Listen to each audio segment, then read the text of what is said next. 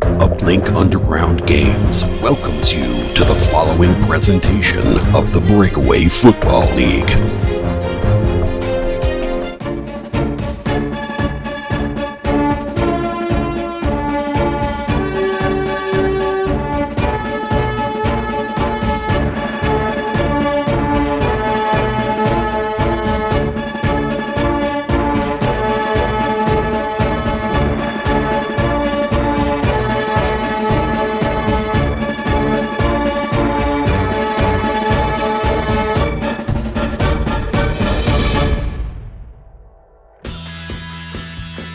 Welcome everyone, we are here to witness history. The Breakaway Football Winter Tournament Championship 2021-2022 is upon us.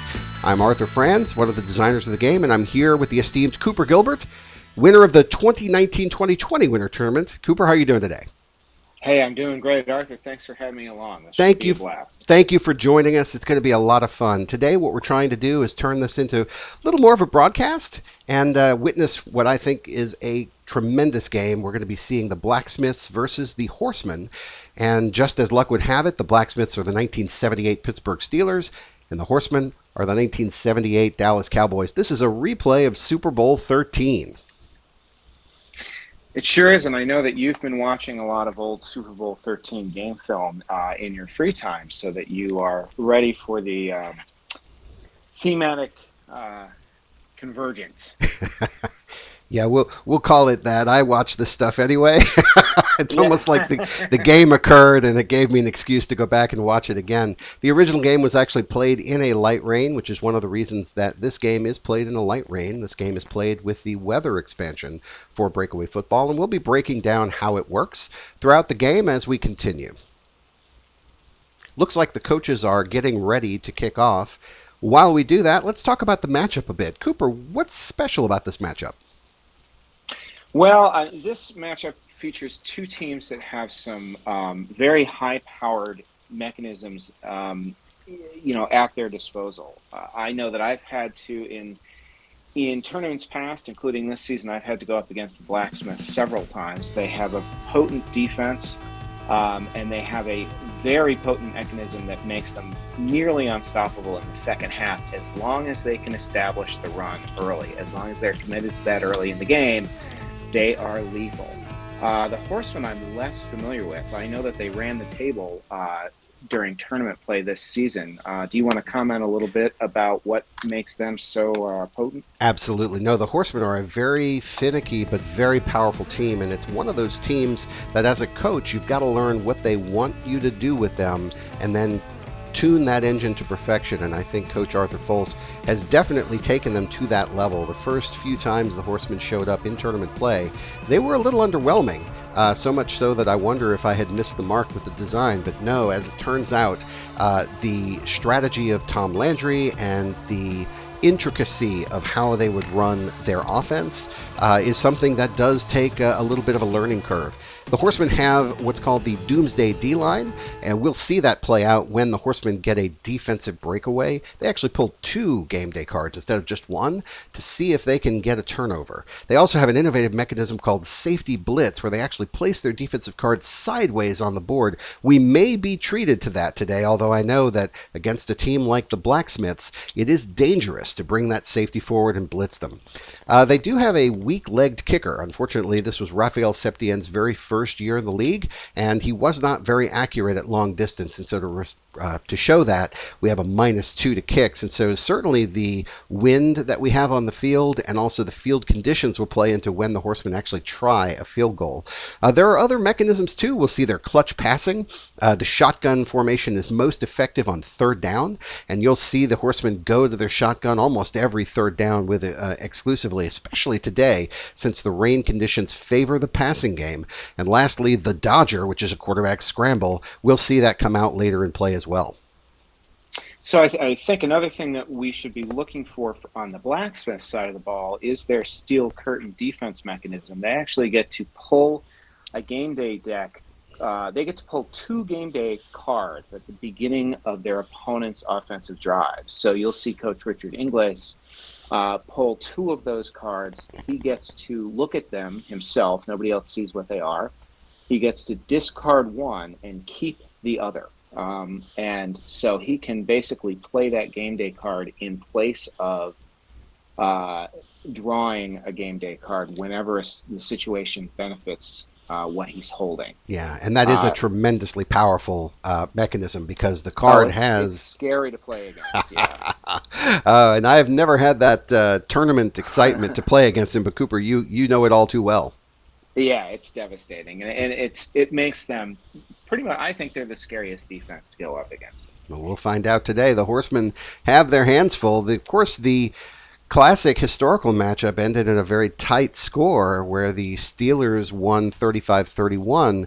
But when you go back and watch that original game, the Steelers actually had that game well in hand late in the fourth quarter, and the Cowboys were able to kind of pull themselves back into a respectable score and almost kind of steal that game. Do you recall the end of that original game?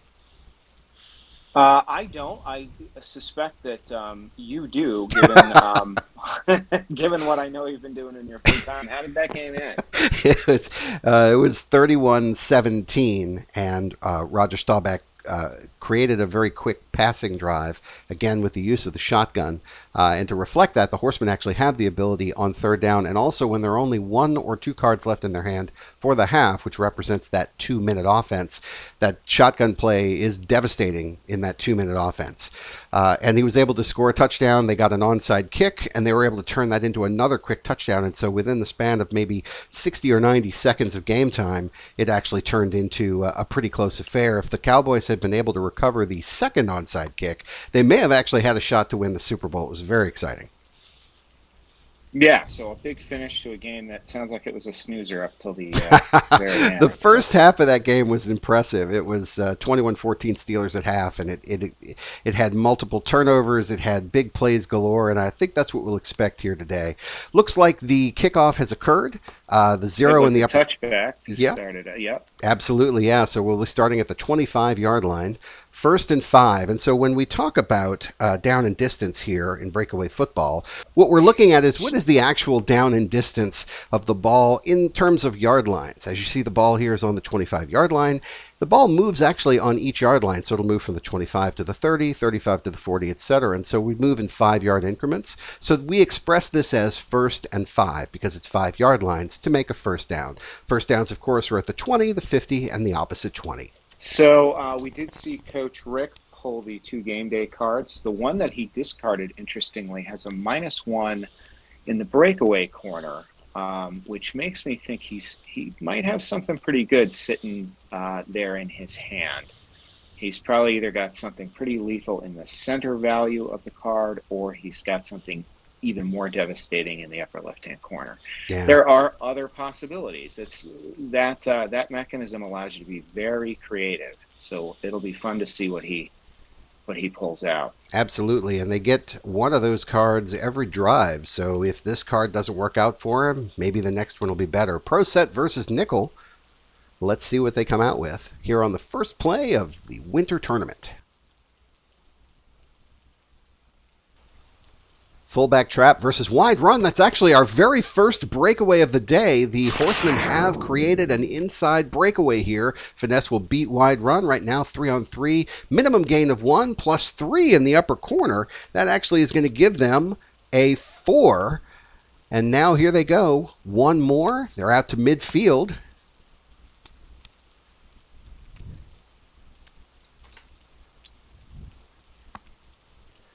Wow, they're out to the 45. Here he goes.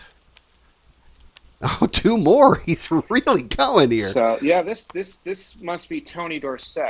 It's got to be Dorsett rumbling down the field. The outside 2 more. Actually, it's a fullback trap. That's Newhouse, oddly enough. Oh, that is Robert. Yeah. He's still going. Are they going to create a breakaway on the very first drive, a very first play for a touchdown? Let's see what happens.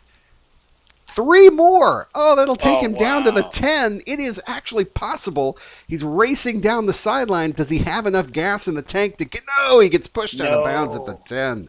Holy moly, what a tremendous way to begin the game. And I know that the Horsemen had a strategy coming in to try to control the time of possession and control the clock. You can't fault the runner for taking a gaping hole and dashing upfield for that much distance. But, I know that secretly Coach Foles is probably thinking, darn it, why couldn't we have only gotten a little less? Yeah, right. Tremendous play down to the 10-yard line, and all of a sudden, 1st and goal. I'll tell you, in that particular situation, a wide run will stop an outside run, and so the Horsemen do have some sweep plays that they run with great effectiveness. But the trap play there is intended to bait an outside run and then cut back up the middle, and that's how they were able to get that big gain down to the 10-yard line.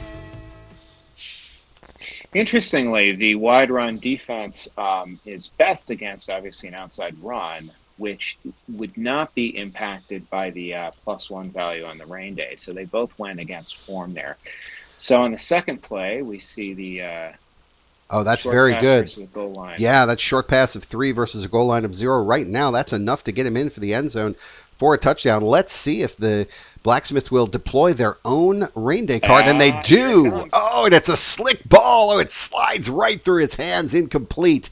Oh, boy, he had that one, but a lot of pressure coming up the front. At this point, couldn't Coach Foles use a challenge flag to get the score? Absolutely. You're right. He could have used a challenge flag, but he probably is thinking that on 1st down, he's got 3 more opportunities, or at least 2 more opportunities to get 2-yard lines. He's probably going to hang on to those challenge flags. I know that Coach... I suppose so. Yeah, he's very stingy with those. and at this point, I mean, now the steel curtain card has been deployed, so that's one less skeleton in the closet he's got to deal with there. But, that's true. But still, you just wonder if the opportunity to put points on the board is going to come back and haunt him here. That's a really good point. The risk is that they'll be able to go ahead and get that yardage rather than just take the guaranteed touchdown. But I think Coach Foles likes those challenge flags right where they are. I-form versus 4-3 here on 2nd and 2. Power versus goal line. The power play does have a minimum gain of 1. And so before the game day card, that is going to gain 1 as long as it's not a breakaway. Of course, it is not a breakaway against goal line. Goal line blows up inside run. So right now this is a gain of 1, even though the Blacksmiths were looking run. Dorsett was able to get up in there, and it is only a gain of 1. The rain day card helps the pass, does not help the run, so it is a gain of 1, and he stopped right there at the 1. 3rd down. So that is important to point out, though. If you're looking just at the card values, you might think, hey, that looks like he was tracked in the backfield for a loss of 1. But that specific play call does have the minimum gain of 1 in the little white box. Now we've got 1 zone to go, 3rd down. What's your experience with Coach Foles? Would he, if he does not score on 3rd down, does he see this as 4-down territory, or would he kick the field goal? I think under normal circumstances he would go for it, especially now that it's 3rd down. Their shotgun plays are very effective on 3rd down. Even though the distance isn't very far, I think he may consider using shotgun. Although the number of plays he would be able to call out of shotgun is limited. He wouldn't be able to use his long pass. He wouldn't be able to use his medium pass because he's too close to the end zone. So he really would be limited to short pass or screens, and that might make him a little too predictable. Let's see what he comes out with, and that's exactly what happens. He comes out with a pro set. Sounds like a good time to run a finesse run or something tricky to counter that. And if he looks at his 4-down territory, then he forces Coach Rick to blow him up twice, essentially. It's true. Yeah. Another good call here is play action pass. It's an unusual call because it does come with a certain amount of risk. But if you are selling out for the run, there are a couple of run defenses that will lose to that, and it'll be a guaranteed touchdown. You wouldn't even need to worry about the rain day pull. So I think play action pass is a great call if you know you're going to go for it on 4th down. Fair enough. Let's see what he chooses to do. And that is inside run versus tight run. So that is also a very safe call. It's a minimum gain of 1 on the halfback base. And so this will be a touchdown unless the rain day card takes away yardage from a run. Oh, and the rain will intensify. Right. So that ends up being a touchdown. And actually the rain starts to intensify now. We are now in a steady rain. The steady rain actually gives us a slightly different set of modifiers. The +1 in the upper left corner is specific to breakaways. So breakaways are now +1. All runs now generate a +1, and we have a low accuracy now on play action, medium, long, and special passes, and a -1 to all kicks. So it did actually make the passing game a little more challenging there to have that rain intensify. So that's interesting. I think it makes it more challenging, the passing game, more challenging for the Horsemen. I want to point out that the Blacksmiths are already saddled with low accuracy passes on medium passes, long pass, play action pass, looks like special pass. So really this pulls the passing games even as far as the low accuracy goes. Yeah, I think you're right. And I think that plays right into what Coach Foles probably wants to do, which is to control the clock and run the football. So now he's incentivized by the environment to do exactly what he wanted to do to begin with. The extra point is a 6. It's up and it's good. And so with that, the Horsemen lead this game 7-0 very early. Yeah, that was fast. So quick early points, but the offensive perks from the light rain get a little subdued now as the rain picks up. Oh, that is a fumbled kickoff return.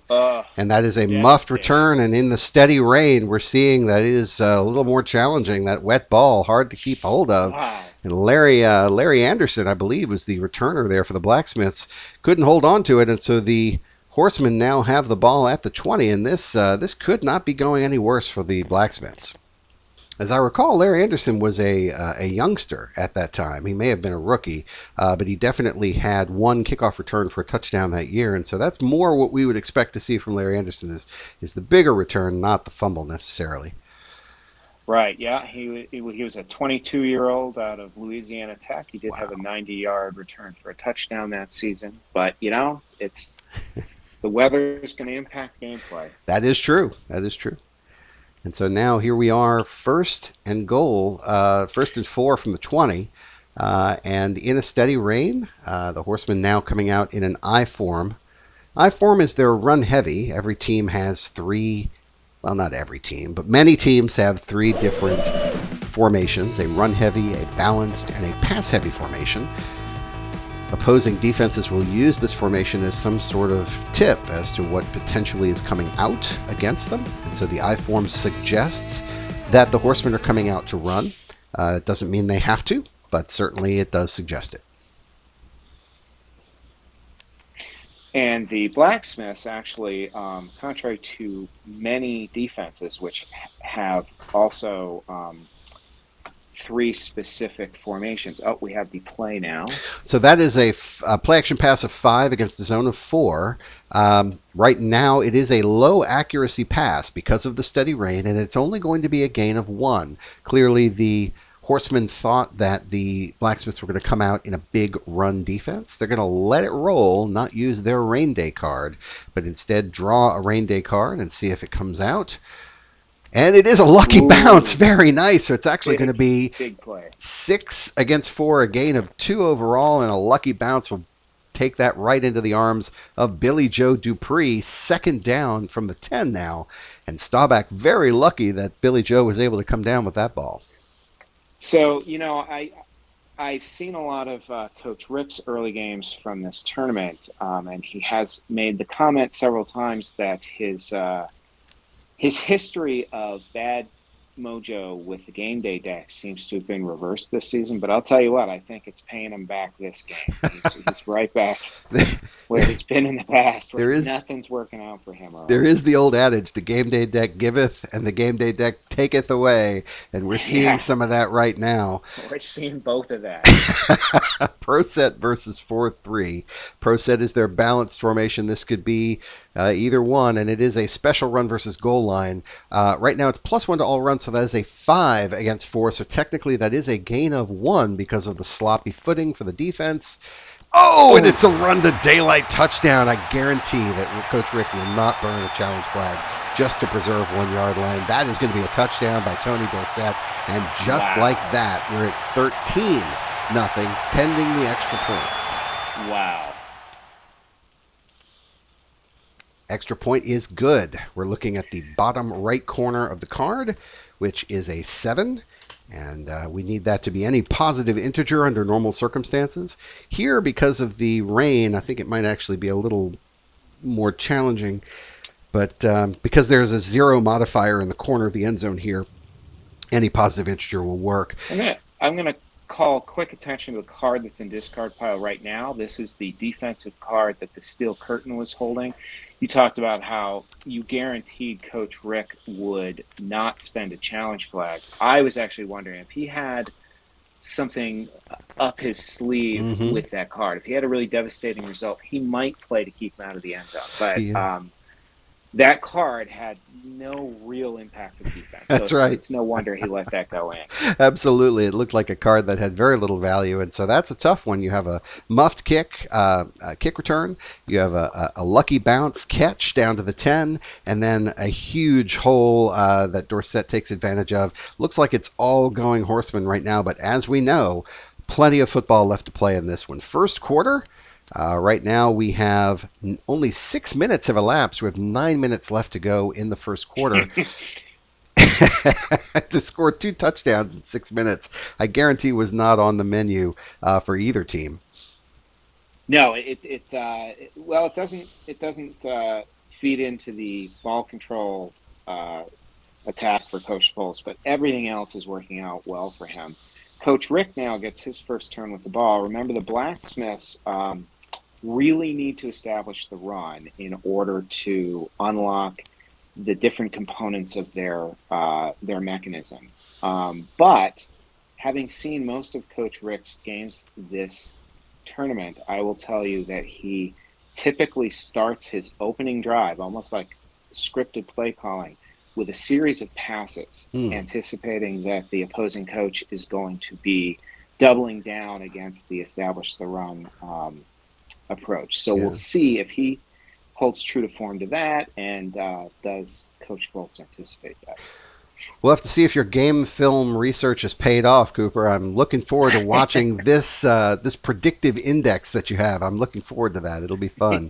Certainly on a 1st and 4 from the 30, getting some yardage is better than not getting any. And flex is their run-heavy defense. So let's see if the strength on strength, pro set versus flex.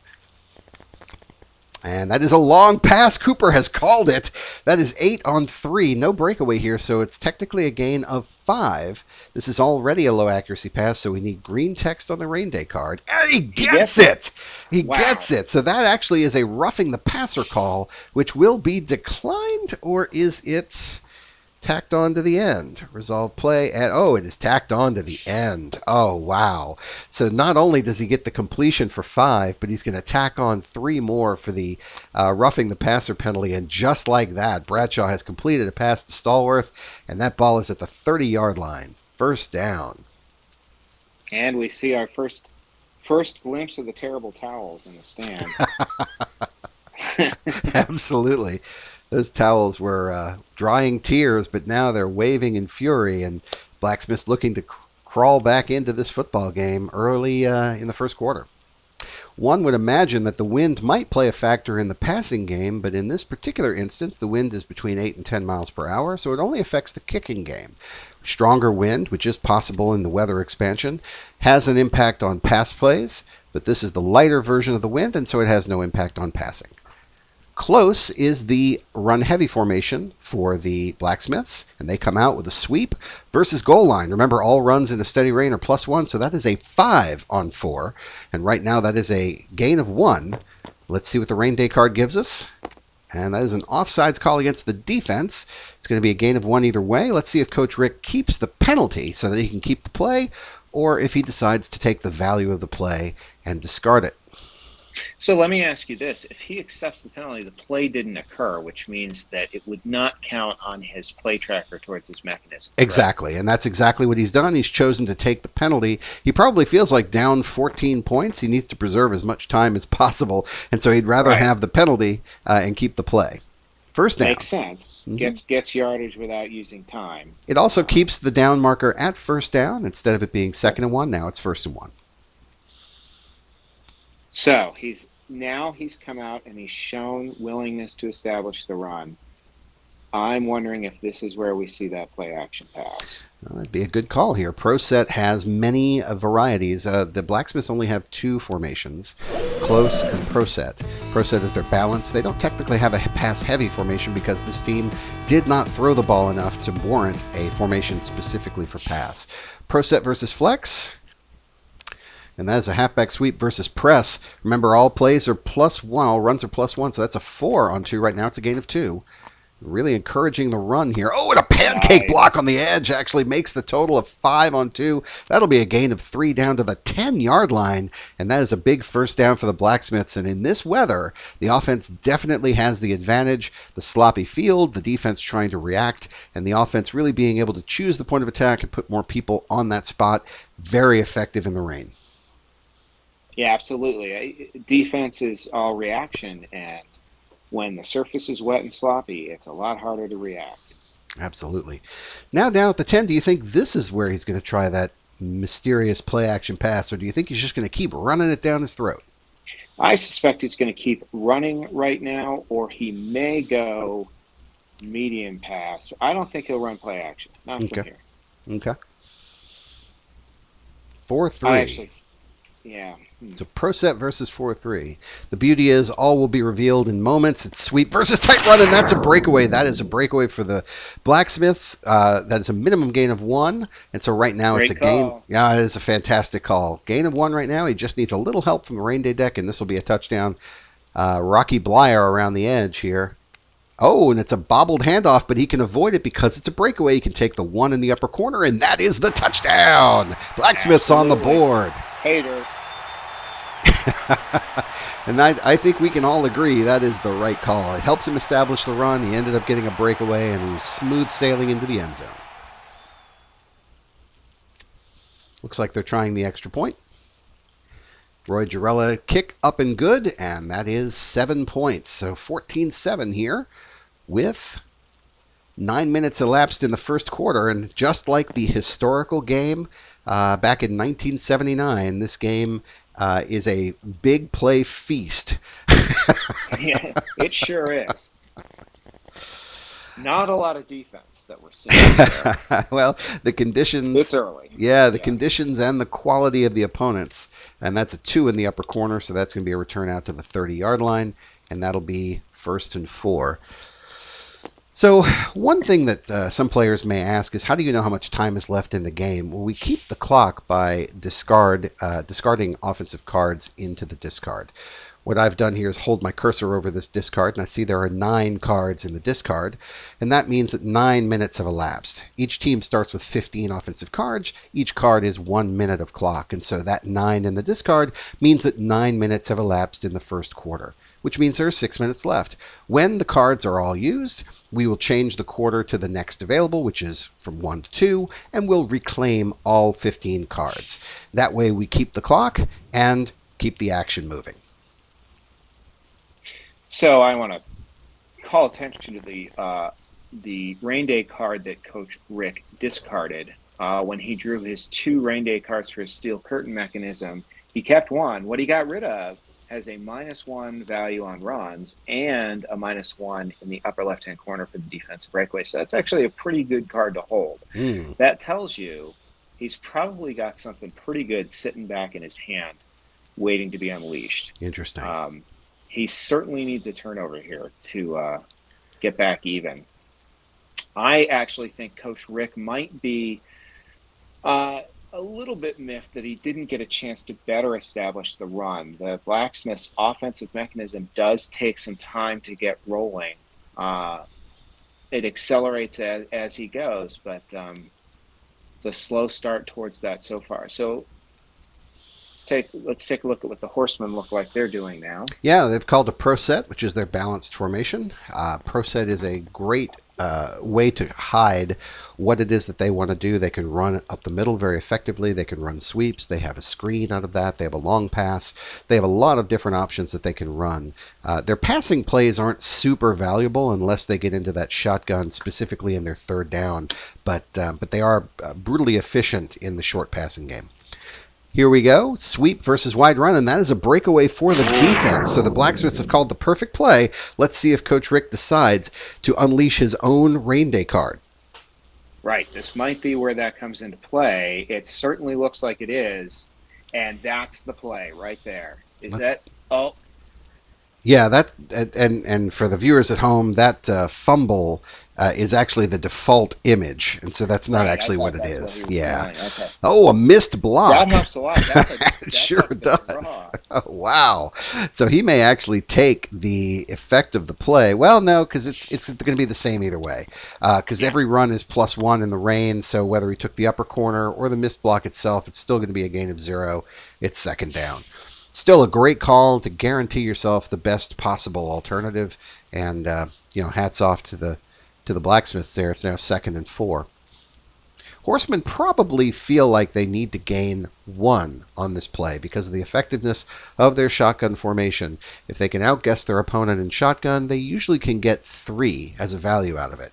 Although it's hard to know in the rain whether or not you're going to get that elusive green text. Sure, because all of those passes are now low accuracy. So that may be factoring into Coach Folse's decision here. Do I want to risk it on 3rd down with shotgun? Because as we know, there are no runs in the shotgun formation for the Horsemen. They are all passes. And now that it's a steady rain, all of those passes are low accuracy. Right. So that's an interesting point. This makes this play almost a potential short yardage play for Coach Folse. Mm-hmm. How does Coach Rick respond? Yeah, I agree. 4-3 is their balanced defense. Actually, no, I'm sorry. 4-3 is their run-heavy defense. All right, let's see it. Sweep versus zone. Oh, wow. So he came out in a run-heavy look with a passing defense and is really going to get brutalized here. It's actually a run of 5 on 1, so right now it is a gain of 4. Let's see what the rain day deck gives us. Looks like Coach Rick is going to forego using his, and it's a move the pile of +1. Wow. So that is going to be a gain of 5. First down across the 50 out to the 40. No, it's a gain of 5. Perfect. Yes, I was correct. So it's out to the 45-yard line. First down. Wow. Huge run there by Dorsett.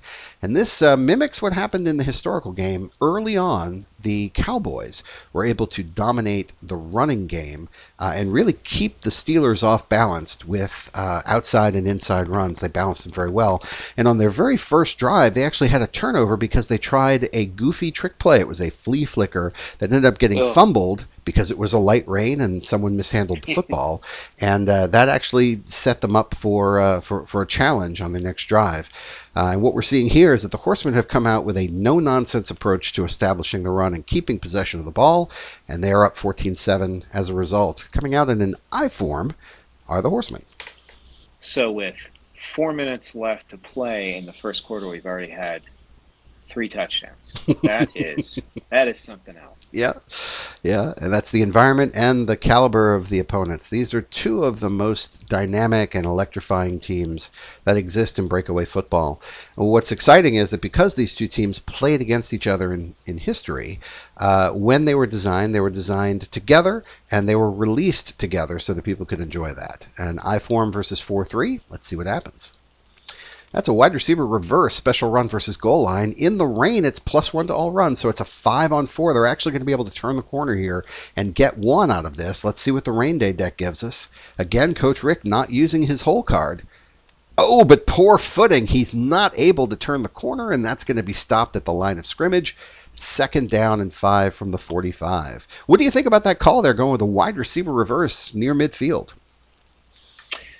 Well, again, I suspect he's trying to set up that 3rd down situation where he's only got a few lines to go.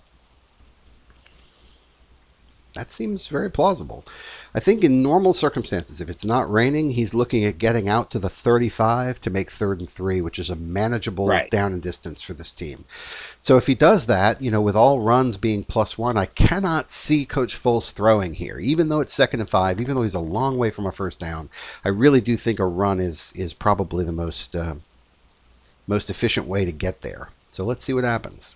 Oh, and that's an off tackle versus tight run. Clearly the Blacksmiths had his number. That's a defensive breakaway. And look, it looks like Coach Rick might actually want to use his hole card. Let's see if he's got a turnover tucked away in his back pocket. And he doesn't. He must have a garbage card or a pass only card.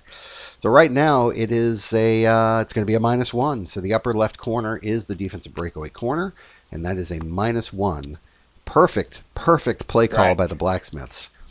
So, yeah, it's pretty clear that Coach Rick has a pass card in the hole, although there's one other super devastating possibility that he could be holding on to.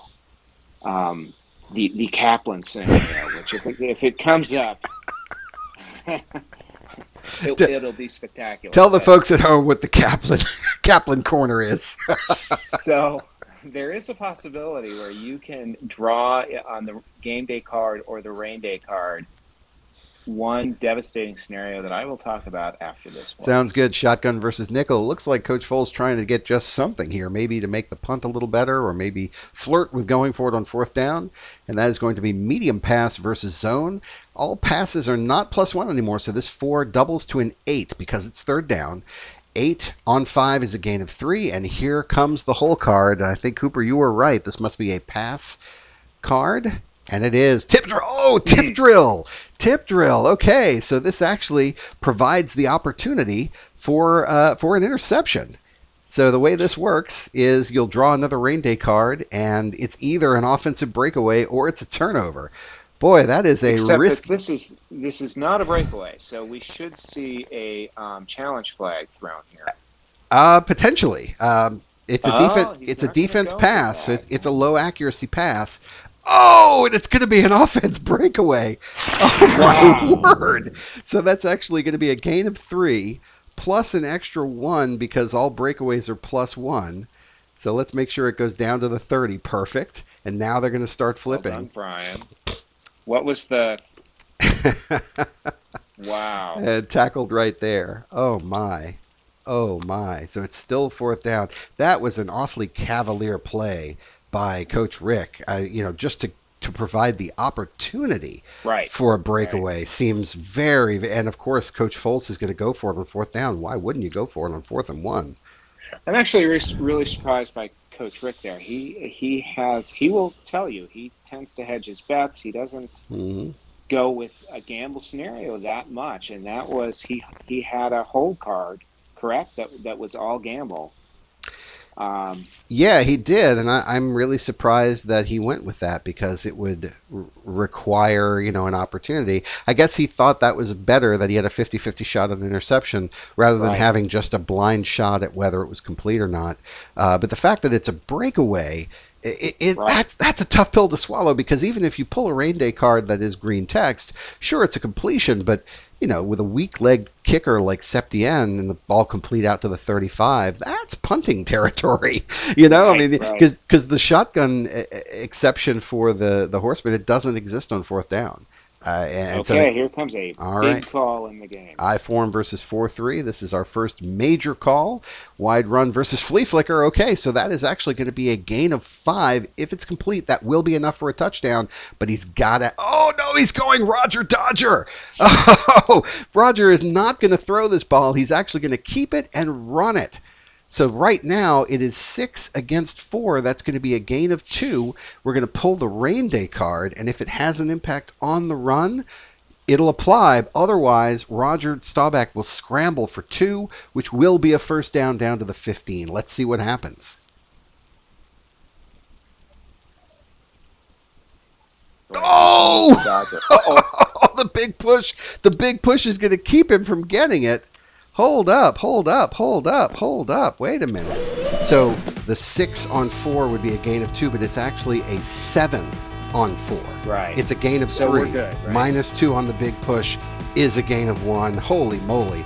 What a tremendous effort by Roger Staubach in the mud, in the slop, trying to make his way through, and he barely, dives forward and gets the 1st down at the 20. Really exciting action here in the first quarter, 14-7 Horsemen. We'll be right back after this moment where we pause for station identification. This is the Breakaway Football Network.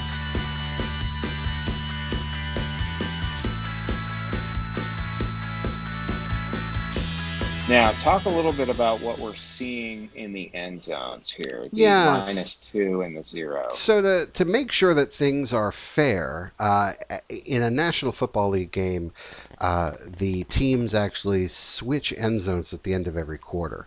For the most part, in breakaway football, it doesn't matter. But when there is weather involved, it does make a difference. And so what we do is instead of have the teams go in a different direction, we simply swap the cards in either end zone. So this way, the players are still going towards the end zone that they are always going towards, but the weather conditions are reflected appropriately. And so in this case now, the Horsemen are going into the wind, which actually will impact their kicking game if they choose to kick a field goal. All right, back to the action. It is now the first play of the second quarter. I-form versus 4-3. And that is short pass versus goal line. We saw this matchup earlier. This is going to be a gain of 3, but it is not low accuracy. Remember, short pass is not one of the plays that's affected by the accuracy restriction. Even though that's red text, it is complete, and that is going to be a gain of 3 down to the 5. Great call. Staubach to Butch Johnson.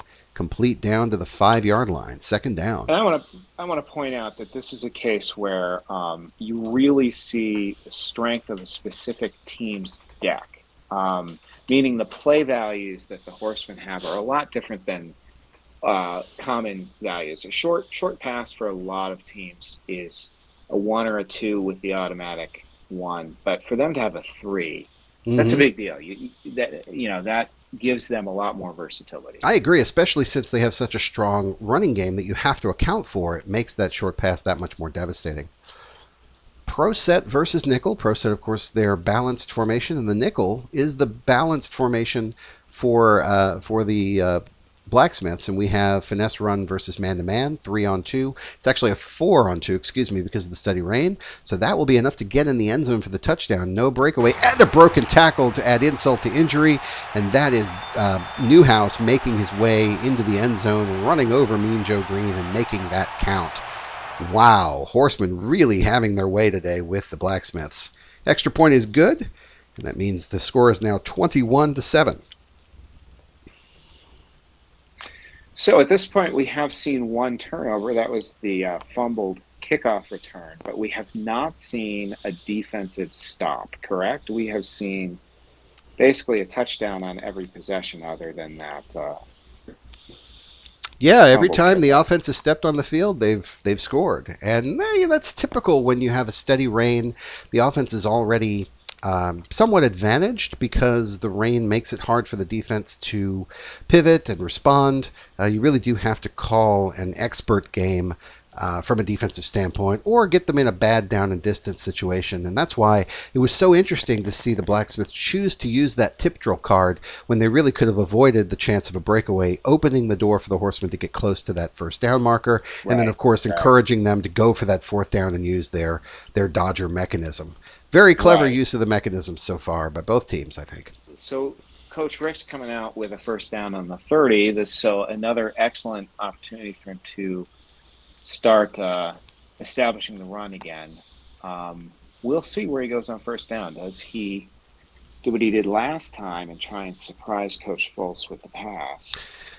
Yeah, I'm wondering if he's starting to feel the heat. I agree. Yeah, taking a long time to establish the run. It's taking too long, and with the conditions, it just makes. Oh no! Oh no! Your first instinct was right, and that won't be impacted. 3-on-1 will be a gain of 2 right now in the passing game. Oh, but the pass sails too high. Will he use the? It looks like he pulled it in. Randy Grossman! Great catch by Randy Grossman, who sails up. He skies up high. He was a basketball player in college, and he caught that ball and railed it in at the 40-yard line. Great catch by Grossman, and that will keep the Blacksmiths fans' hopes alive here as we move to 2nd and 2 from the 40. So interesting. This was a game of momentum, the historical game where the Steelers raced out to an early lead. The Cowboys raced back and took the lead, and then the Steelers took it back again right before halftime. This game has the same feeling where one team has really been in control and another team is able to kind of wrestle it away. And it really is who's going to have the ball at the end of the first half is, I think, where that final score is going to be whoever's holding on to it, because it doesn't seem like the defenses can do much. Well, you bring up a good point. I know that Coach Rick likes to have the ball for the last few plays of the first half, primarily so that he can get in a few extra runs to establish the run. But if he's in that situation in this game, he may feel the pressure to gamble and keep pace. Yeah. No, that's a very good point, because he'll get the ball to start the third quarter. So if he can hold the ball at the end of the second quarter and then roll into a third, he may be able to actually leapfrog into having established that run and then start using those sparks. Here we are, second down at the 40, so 2nd and 2. Close is the call. That is a run-heavy formation, and out comes the flex, which is the run-heavy defense. Let's see if we have strength on strength coming out. And no, that is a short pass versus tight run. So 2-on-1 will be a gain of 1 right now. Let's see if the game day deck. Oh, that's a holding call on the defense. So Coach Rick, again, with an opportunity to not waste the play, but instead keep the play, use the penalty, and that will be an automatic first down. So a really fortunate turn of events there for the Blacksmiths. That's huge. They get a first down. Now he's basically got free plays in which he can go to establish the run. Mm-hmm. Of course, there is a really nice opportunity for him to try and go long here if he so chooses. But, he doesn't use any time, gets extra downs, and like you said, I know he's feeling the pressure to get that run established. Absolutely. Pro set versus 4-3. And we have a sweep versus 2-man under. That's going to be a 4. Remember, all runs in a steady rain are +1. 4-on-1, that'll be a gain of 3, which will be a first down. And the rain day card has no impact. So that gain of 3 will be out to the 40-yard line. And a big first down for the Blacksmiths as they continue to establish the run. They are a bit behind the curve on that, like we've been talking about. But there's still plenty of opportunity right now. There are still 11 minutes left in the second quarter. And as much action as we've seen in this game, it's hard to believe that there's this much time left in the game because we've seen so many big plays. Yeah, it feels like we've had most of the game played already. We're not even to halftime.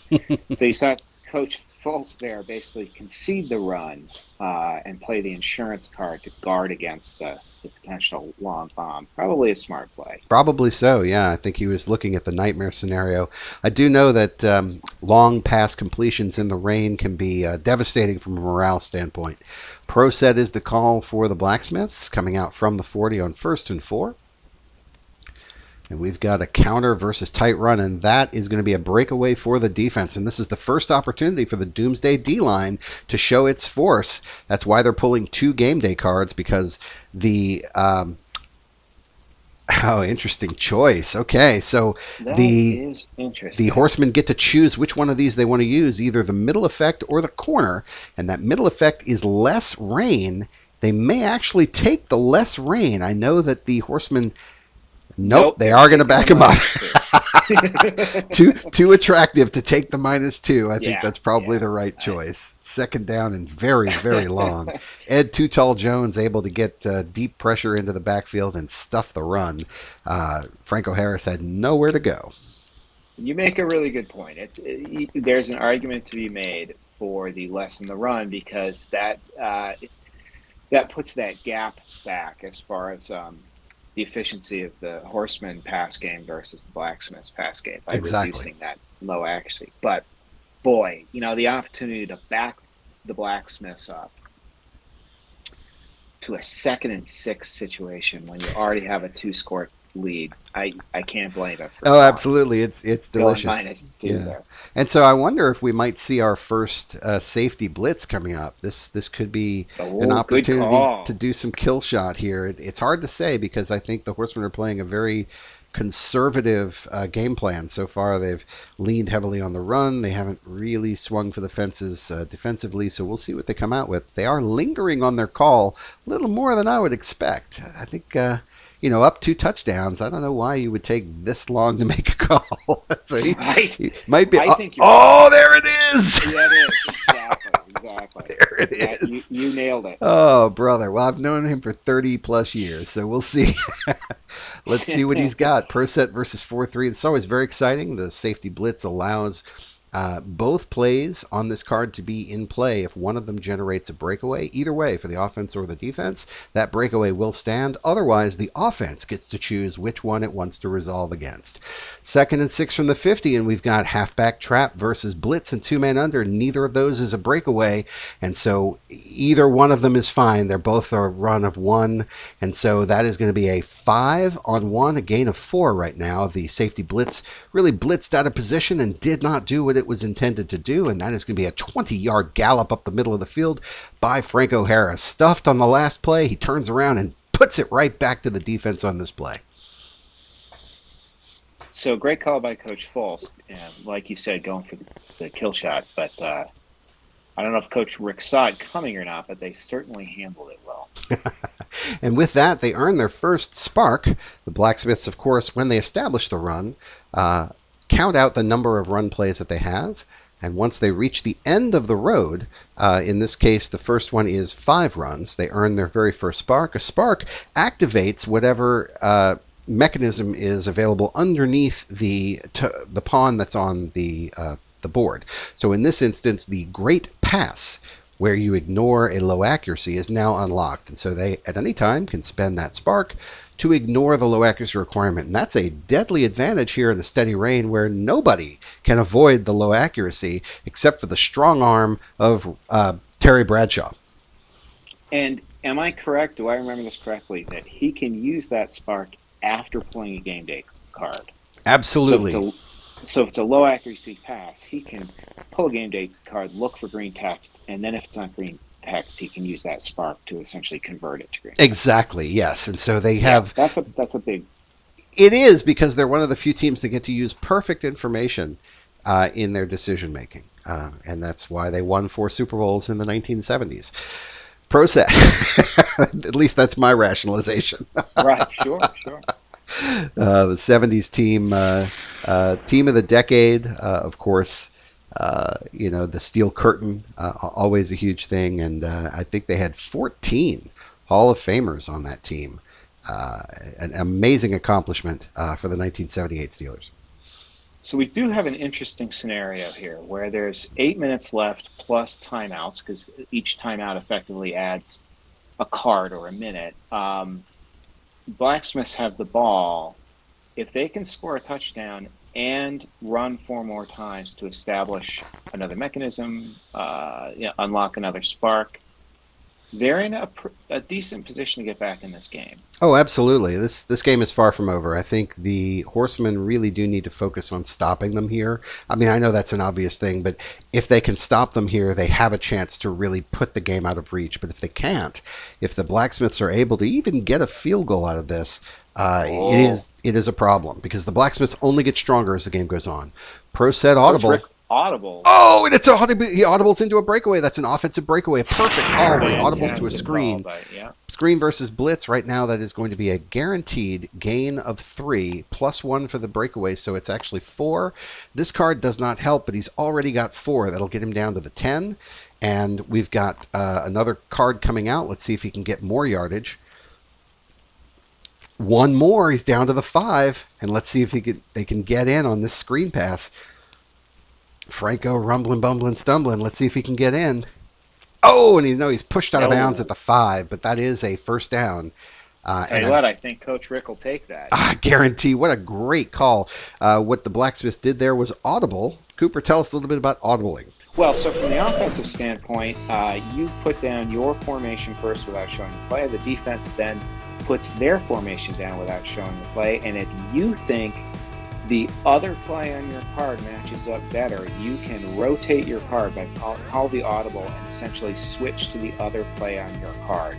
Once you decide to audible, the defensive coach then has the option to flip his card also, to rotate his card to call a defensive audible. In that situation, Coach Foles stuck with the blitz. Coach Rick apparently sniffed that out and audibled to a play that would beat the blitz.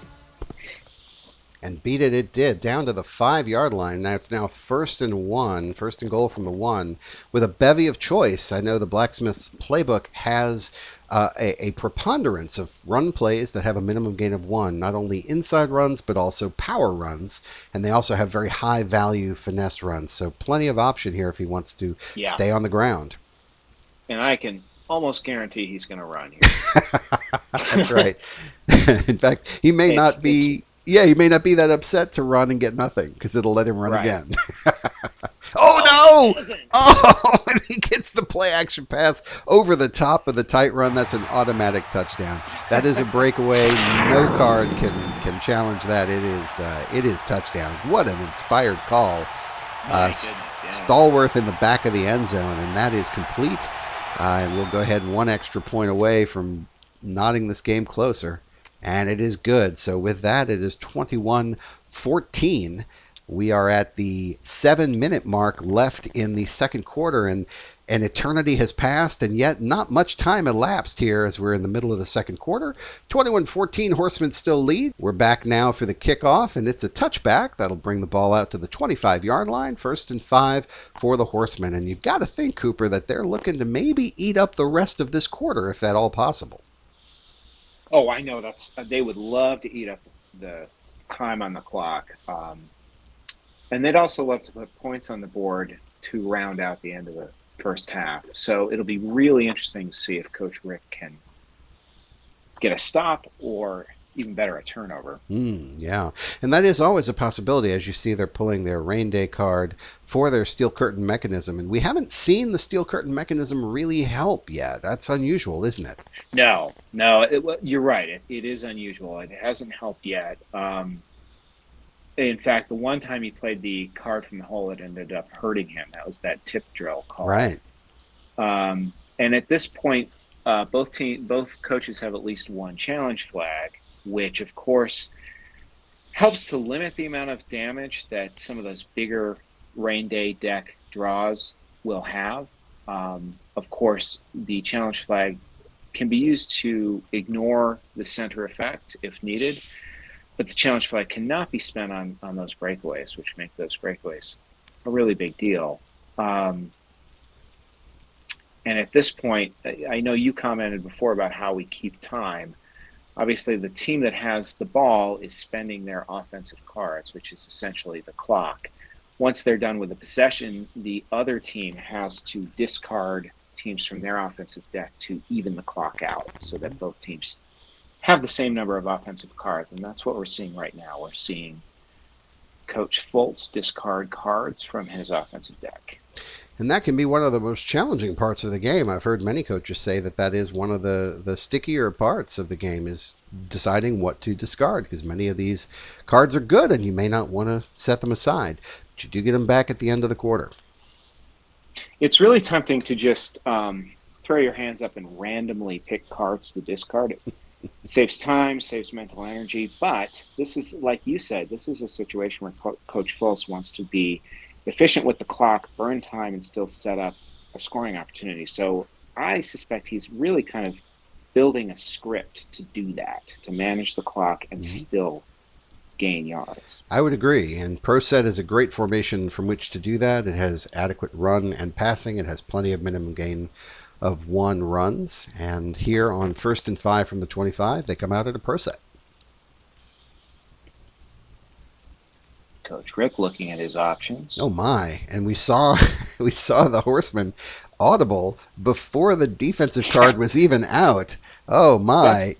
That's more like I think Staubach called the call in the huddle, and as the huddle was breaking up, he said, "You know what, guys, come back for a second." You know what I like to think that is? That old Cowboys team would do a lot of goofy motion at the line. They would kind of snap up. That, yep. Do you remember that? Yeah, and that's that. Yep. And they would shift to 3 or 4 different formations. So Coach Foles keeping it real with the historicity here. All right, we've got Pro Set versus 4-3. And let's see what the coaches come out with. We've got a finesse run, and the defense is a wide run, and that is a great audible. It is an offensive breakaway, and here we go. It's going to be a minimum gain of 1, plus 1 for the breakaway, so it is a gain of 2 right now. And then here comes the rain day card. Looks like we are at the end of the rain day deck, so after this card they're going to have to cycle the deck, and that's because we've had so many breakaways in this. And it's a 3! Wow. Wow, a huge run. I think that's enough to get him to midfield, if my math is correct. Perfect, and here we go. Oh my, 3 more, and they're off to the races. Wow. And again, that ball control running is a double-edged sword, and finally pushed out of bounds at the 35. But wow, huge run there. And again, as wonderful as that is to see, and the crowd's going crazy, you've got to wonder if Coach Foles is cursing his good luck. He's not able to control the clock. Right. Yeah, obviously Coach Rick would love to have a stop, love to have a turnover, but if he can't get that, he would love to have the ball with several minutes left in the first half before he gets that second half kickoff. All right, so we're coming out in pro set again. And this is a situation where I wonder if Coach Foles, setting up the expectation of run, might actually come out here and throw the ball. I agree. Even just to slow himself down. The run has been so effective. He's probably desperate to run some clock. I'm expecting a pass here. In fact, I'm going to call it. I think he's going to come out and run a play called Screen Away. It is a low percentage pass, which is a special pass, screen to one side where they throw back to the other side of the field. It hasn't worked all tournament. Let's see if he ends up calling it. Oh, no, I was so close. Okay, he went with the long pass. Long pass versus blitz. 7-on-4 will be a gain of 3. If it's complete, of course, it looks like Coach Rick is going to be breaking out his steel curtain card. Does look like that, doesn't it? No, he doesn't remember what he had. Nope. He looked at it and decided not to use it. So we'll be drawing. He was considering making that an incomplete pass because he could use that for the red text. For sure. Let's see. Oh, and it's a slick ball. It's incomplete. Yes. So that's a situation where often in non-weather situations you can use a challenge flag to cancel the middle effect of a game day card. But because the pass was low accuracy, you cannot cancel the fact that it was red text. And so nothing that the Horsemen could have done there would have made that complete, short of pulling a green deck's card. So it's now 2nd down and 3 at the 35. And it did have the impact that we discussed, that it did slow them down a little bit to throw instead of run. Mm-hmm. Yeah, absolutely. I'm wondering, are we going to see a second straight blitz out of Coach Rick here? My form is run heavy, but... Mm-hmm. And it does have the short pass in it. He's run it twice. So maybe not. Let's see. I-form versus 4-3. And that's goal line versus play action pass. A great call. Devastatingly effective. That's another offensive breakaway. Right now that's a gain of 6. And that one in the upper corner is a touchdown. That is a total of 7. And that is it. Wow. Wow. Great call. Well, it saves some clock. I guess if you have to choose between clock and points, you probably want the points. But, wow, really effective passing offense today from the Horsemen. More so than I thought. 28-14 is the score. Blacksmiths will receive the ball, and there are 4 minutes left in the half. But, of course, the Blacksmiths have 3 timeouts as well. And, now we'll get a sneak peek at what the whole card was. It was a holding on a run play. Interesting. Huh. So I wonder if Coach Foles had an inkling that it was a run-oriented card, and maybe that's why he was throwing as much. Kickoff is a 2. That'll be out to the 30-yard line, 1st and 4. The rain is coming down steadily today. We didn't expect it to be this heavy, but it did change in the middle of the game. It could always change again when the rain day deck cycles. Those 2 cards that raise or lower the rain come back into play. And so we could actually see this turn into a monsoon or, kind of dial itself back to that light rain that we had earlier. Also, the game day deck will recycle at halftime. So we do have the potential for that weather to flip-flop quickly in a short period of time. Yeah. Mother Nature, she is fickle. 4 minutes left to go in the second quarter. The steady rain seems to have been helping the Horsemen. I think both teams are equally suited to run in the rain. They're both very good running teams. But I think we expected more from the Blacksmiths from a defensive standpoint, don't you think? Well, certainly, but I think that the Rain Day deck so far has heavily favored the Horsemen to the Mm, extent that the Blacksmiths defense hasn't really had much of an opportunity to answer. That should change. Yeah, yeah, I mean, we've seen the hold cards that he's had. He hasn't had anything super powerful yet. But yeah, yeah. Unlike earlier in the season, I think it was the very first tournament game against the Outlaws, where his very first steel curtain card was an interception. He was able to use it on the right, very first play of right. the tournament. Close versus flex, two run heavy defenses. Excuse me, two run heavy plays. Let's see what happens. And that is a sweep versus man to man. No breakaway here, but remember all runs are +1, so that's a 5-on-3 right now. A gain of 2. Oh, and Ooh, plus that's 2 big. off to the races. That's going to be a gain of 4, and that will be a first down out to midfield. A huge run. So I was wondering if Coach Fultz might spend a challenge flag there. You know him better than I do. I think he's going to hang on to the challenge flags. Both of these Yeah. coaches are very conservative with their use of challenge flags. I think earlier when Coach Rick used his challenge flag, he really was in a state of desperation where he Oh knew yeah, that absolutely. if he didn't put points on the board, that the game was essentially over, even though it was still the first quarter. So that's why he spent it there. And I think the Horsemen won't use a challenge flag unless it offsets a turnover or an automatic touchdown from a long Right. distance. I think they're really going to I hang on just to thought it it. was interesting because he had a fair amount of yardage to get to the first down, and we know he's looking to establish the run at the end of the half. So I thought maybe Coach Fultz would play to get the ball back and get more points. Yeah, But I think that's a fair assessment. It's tough though because there's no guarantee that you'll be able to stop him. sure, Yeah, and sure. so to waste and I think he probably would think of that as a waste of a challenge flag. If you can't guarantee its effectiveness, it's a waste. So I don't agree with that necessarily. I tend to spend them willy nilly, but I don't win as many games as he does. Pro set versus 4-3. Oh, and that's another Oh, breakaway for the offense. It's going to be a short pass versus blitz. This is going to be a minimum gain of 1 plus 1 for the breakaway. So right now it's a gain of 2. And that pass does not sail too high. It's actually caught and an additional 3. So it's down to the 25-yard line and we start to pull. What an exciting and 2 more. And there's that dreaded tip drill card that I'm sure Coach Rick was not excited to have played. right. Let's see if they go, and it's tackled right there. And so in this case, the more rain will not occur because that card was pulled as part of a breakaway. We're looking at Not only the yet, anyway. corner. Right. So that card is gone. There's only one of those in the deck, so the rain will not intensify between now and the end of the quarter. So now, as you alluded to earlier in the game, Coach Rick now has the ball at the edge of the orange shaded area, which means that he cannot call a long pass That's correct. because he's too close to the end zone. Yes, he just does not have enough room to run that route. He can still call medium pass, and they do have very effective medium passing. In fact, their play action passing is very high value. I think it's at a 6. And so they do have a lot of weapons in their arsenal if they do choose to throw. In fact, I believe they did throw a touchdown on their last possession, was a play action pass, if I recall. Pro set. It does make it tempting for Coach Fultz to play a press defense if he expects more of that short passing game.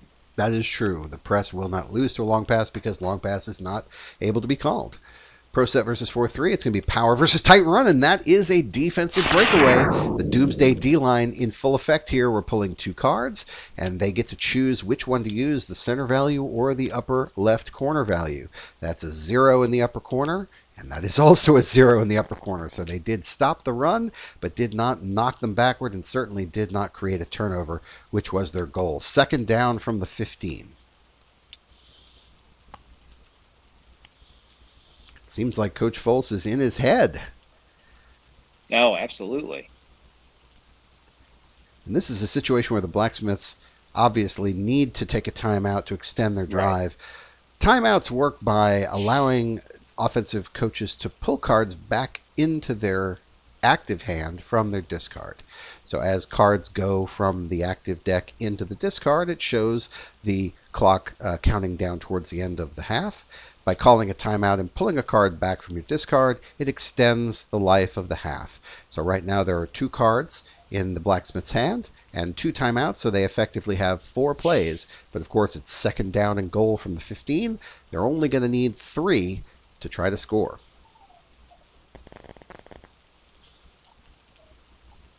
Pro set is the call. I think it's likely we're in 4-down territory for Coach Rick. I think that's fair, and there is one circumstance that that's interesting. I don't know if Coach Foles would want to get possession of the ball, even with 1 play left. I don't know that he'd want to push the ball up the field. It's tough because with the shotgun is deadly effective in the late half, so he may want to try to pad his numbers and get down the field. So it is possible that the Blacksmiths will try to score on the very last play of the half. Right. We'll see. Pro set versus 4-3. That's a halfback base versus tight run. Inside run is not blown up by tight run. It's only blown up by goal line. So this is a gain of 1. Oh, but it's a bobbled handoff. The bobbled handoff means that we're going to pull a game day card. And if it is a green text, he'll retain possession. Nope. Oh, we're not going to do that. Very smart. So Coach Rick spends his last challenge flag to ignore that middle effect, keep the 1-yard gain, and not roll the dice on a potential turnover. Already burned by that once today, right, Cooper? Yeah, absolutely. We've seen pretty much every 50-50 possibility go against Coach Rick. I can totally understand why he used his last challenge flag there. Unfortunately, he now has no challenge flags, so that rain day deck can have its way with him until he manages to get a breakaway. That's right. A breakaway, because he is losing, he'll be able to recover 1 challenge flag the next time he earns a breakaway. And so that might be a reason to call a play-action pass here, to try to go for that breakaway and get the touchdown here on 3rd down. Hard to say, though, because the Horsemen could blitz, and that would be a breakaway for the defense and maybe create a turnover. A lot of chess match left to play here. Yeah, absolutely. Let's take a look at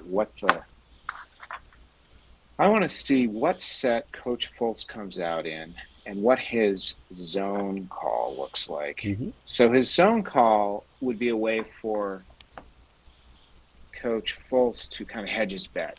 It goes well against both the pass and the run, but it would lose to a special run, like a draw play, that type of thing. Mm-hmm. So the defense is hovering on a 4-3. He's not committing to it until he sees the play come out. Very cagey here and very a savvy veteran play here to not commit to the run. All right, so it's pro set. And what we might see, are we going to see? No, there is no safety blitz coming out. So it is pro set versus 4-3. This is balanced on balanced, and that is a counter versus press. Oh my, that is very good for the offense. Right now it is a 5-on-1, a gain of 4. Even though nowhere to go happens, that is still in the end zone for a touchdown. So they do get to him, but it's too little too late, and that's a score for the Blacksmiths. Only downside to that is that potentially they've left too much time on the clock. True. Extra point is good, so that's 28-21. An amazing first half of scoring. Yeah. Holy moly. And it is not over yet because the Horsemen have a deadly effective shotgun in the late half, and we'll see if Coach Foles wants to press his luck. The 0 will take the ball out to the 25, 1st and 5 after the touchback. That kickoff card, though, has that run to daylight, the offensive touchdown, which Coach Rick would not be able to stop because he doesn't have a challenge flag. But that's out of the deck right now. That is true. But another thing to point out is Coach Rick did manage to get another spark. He got to the end of his track again, so he unlocks the broken tackle mechanism, which allows him to ignore 1-0 on an offensive breakaway. And he gets his second spark to use. Excellent. So it comes more quickly. The longer, or the more often they run, the faster they earn sparks. And once they've got all 5, of course, that's all they're going to get for the game. But 5 is more than enough. Some of their later mechanisms that usually get unlocked in the second half are very effective. Most importantly, I think, is the pre-snap read, which allows them to lock the defense and actually get a sneak peek into whether it is a tight run or goal line. It'll be very hard for the Horsemen to call tight run or goal line once that is unlocked. Sure, and that's also their play deck is designed so that they can run certain plays that guarantee them a positive play if they are able to use that pre-snap read. Also, the sparks can be used. He only gets a total of 5 per game, but he's able to use multiple sparks for one play, which can create situations where unless there's a defensive breakaway, he's basically unstoppable. Mm-hmm. Absolutely. And we'll see how effective that will be, and I think that's why the Horsemen feel like they need to press their advantage here late. They probably feel like only being up 1 score is not sufficient going into halftime. Pro set is the call, and right now they have 2 cards in their deck, so with just under 2 minutes to play, the Horsemen took a timeout, meaning they have 2 left. So the Horsemen essentially have 4 play calls. They have the 1 on the board, the 1 in their hand, and the 2 timeouts remaining. So they've got 4 calls to get down the field and make something happen. This might be a good time to remind everyone that the Horsemen are going into the wind and that their kicker has a weak leg. So whatever they do, they'll need to get very, very close to the end zone. Pro set versus nickel. And that is a draw play special run versus wide run. That is a 5 because all runs are +1 right now. 5 on 3, a gain of 2. No breakaway right now. We'll see if Coach Rick deploys his steel curtain card. He does not. So a gain of 2 right now. Oh, but the runner slips and only gains 1 out to the 30. 2nd down. And now you've got to start thinking, is it worth it to keep pressing this advantage? Oh, and the Horsemen feel like it is. Yep. They take another timeout. They're going to pull a card out of their discard.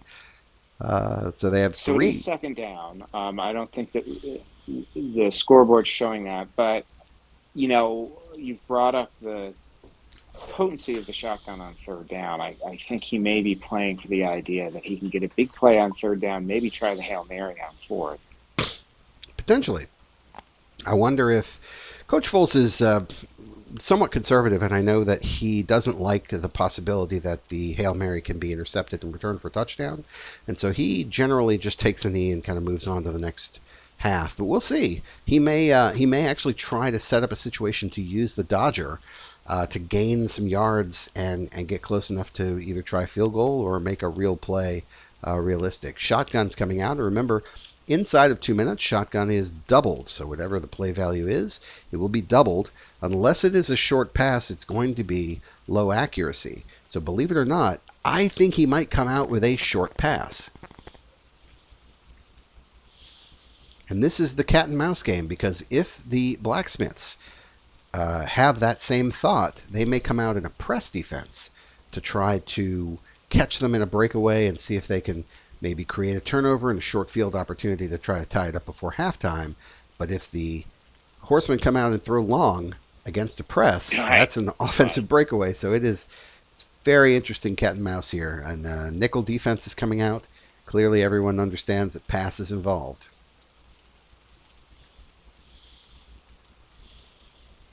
Right. I suspect we may see a 2-man under here from Coach Rick.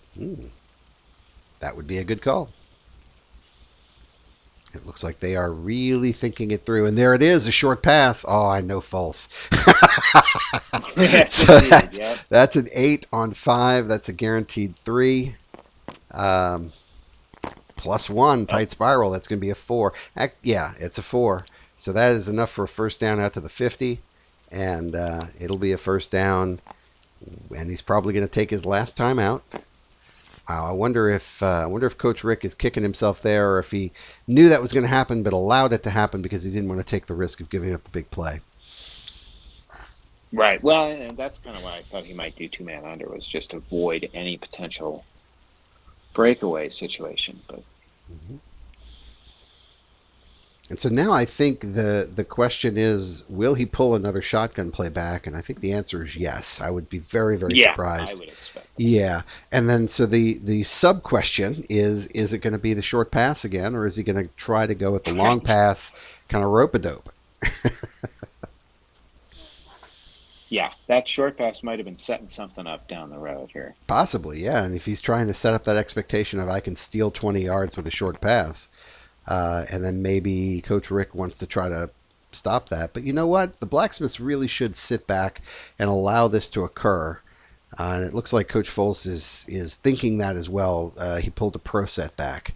So he doesn't want to be too predictable here in this circumstance. But he really doesn't have a leg to stand on unless he's going to throw deep, because it's a -2 to the field goal attempt. And he already has a -2 built into his kicker. So he's literally at a -4 right So now let for me his ask field you goal. this, though. Mm-hmm. If he can get to the 25-yard line, that cancels one of those -2s, correct? It's actually the 20. He needs to get to the 20 to cancel out the -2.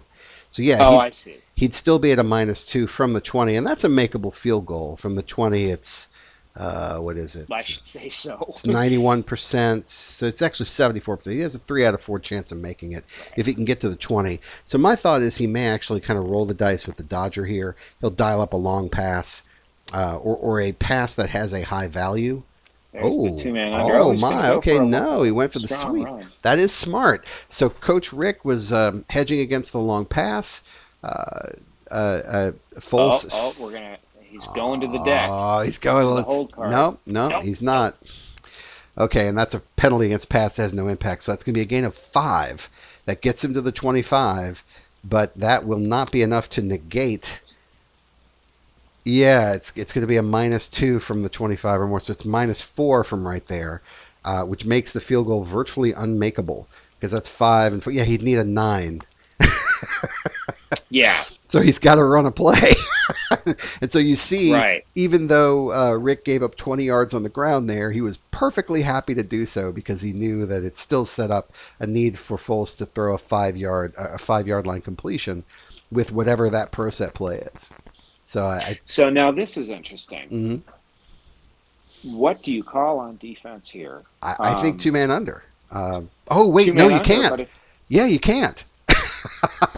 Because if he has a 4 outside run, all runs are +1. It'll get him in the end zone. Exactly. So no, that's a good point. You've got to call something safe that has some run protection. And here's an opportunity where the Dodger may come into play. So you've got to make sure that you have some run protection, just to avoid that possibility. Really interesting end of half here. So it looks like they may be exploring a Hail Mary opportunity, which would be 2 cards. Okay, so we're looking for a 9 in the bottom right corner, and neither of those is a 9. So the Hail Mary is incomplete, and that will be the end of the half. Wow, really exciting end of the first half. If the Horsemen had gotten 1 more yard, if the runner hadn't slipped on the very first play of that drive, they would have been able to kick a field goal and go up 31-21. More than likely go up 31-21. But as a result, 28-21 is the score at the end of the first half. We're going to pause for halftime. We'll send you back to the studio, but 28-21, Horsemen are leading. We'll be back for the third quarter after this. This is the Breakaway Football Network.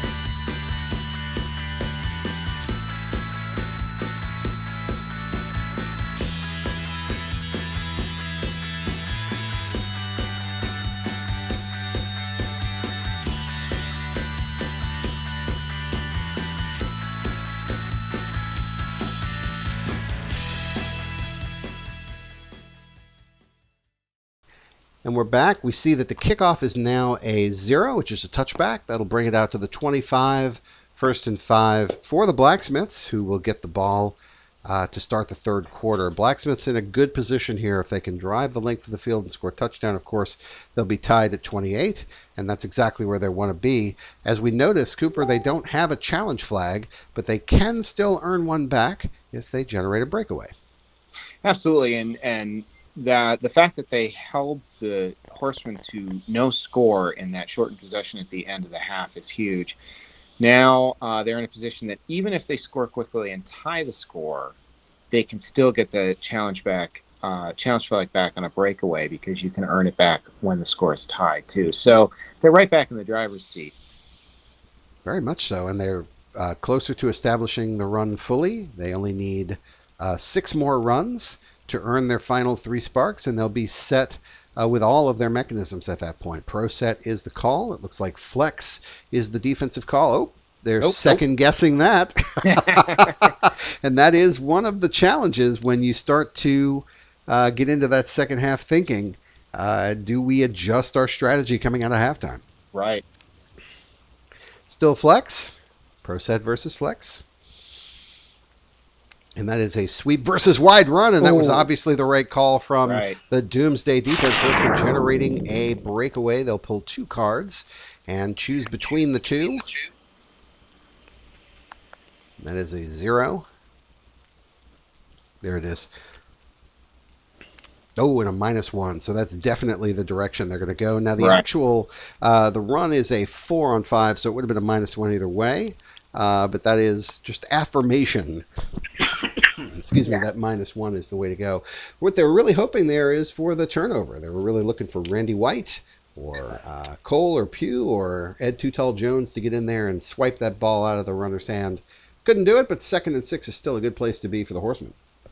And as many big plays as we've seen, we've only seen 1 turnover, and that was on special teams on that fumbled kickoff return. Yeah, highly unusual. I think we expected to see multiple turnovers considering the strength of these defenses, but you're right. So and far, the weather conditions. And the weather, exactly. But so far the special teams has been the biggest impact, and the weather impacted that. Pro set again for the Blacksmiths. And you got to wonder, are they going to continue to run regardless of whether it works or not, just so they can establish the run and get their sparks? Pro set versus 4-3, and that is a run. Oh, and another defensive breakaway by the Horsemen. They clearly anticipated that run-first strategy, and were in position.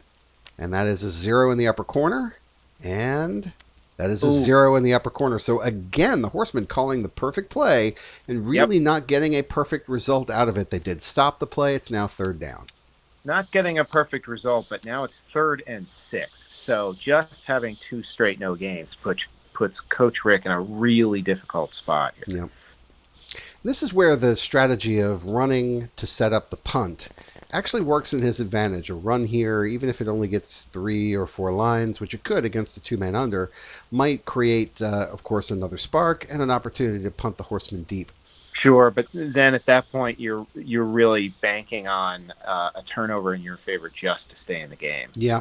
Yeah, it is. It's a challenging situation. The other way to go would be to try to set up at least a gain of 3 to be able to do a 4th and 3 and maybe use a spark to complete a low accuracy pass. Well, whichever way it turns out, this 3rd down call could be a big moment in this game. Yeah, you're absolutely right, Cooper. You wouldn't think that the 3rd play of the 3rd quarter would be a make or break call, but in this kind of game, it absolutely is. Yeah.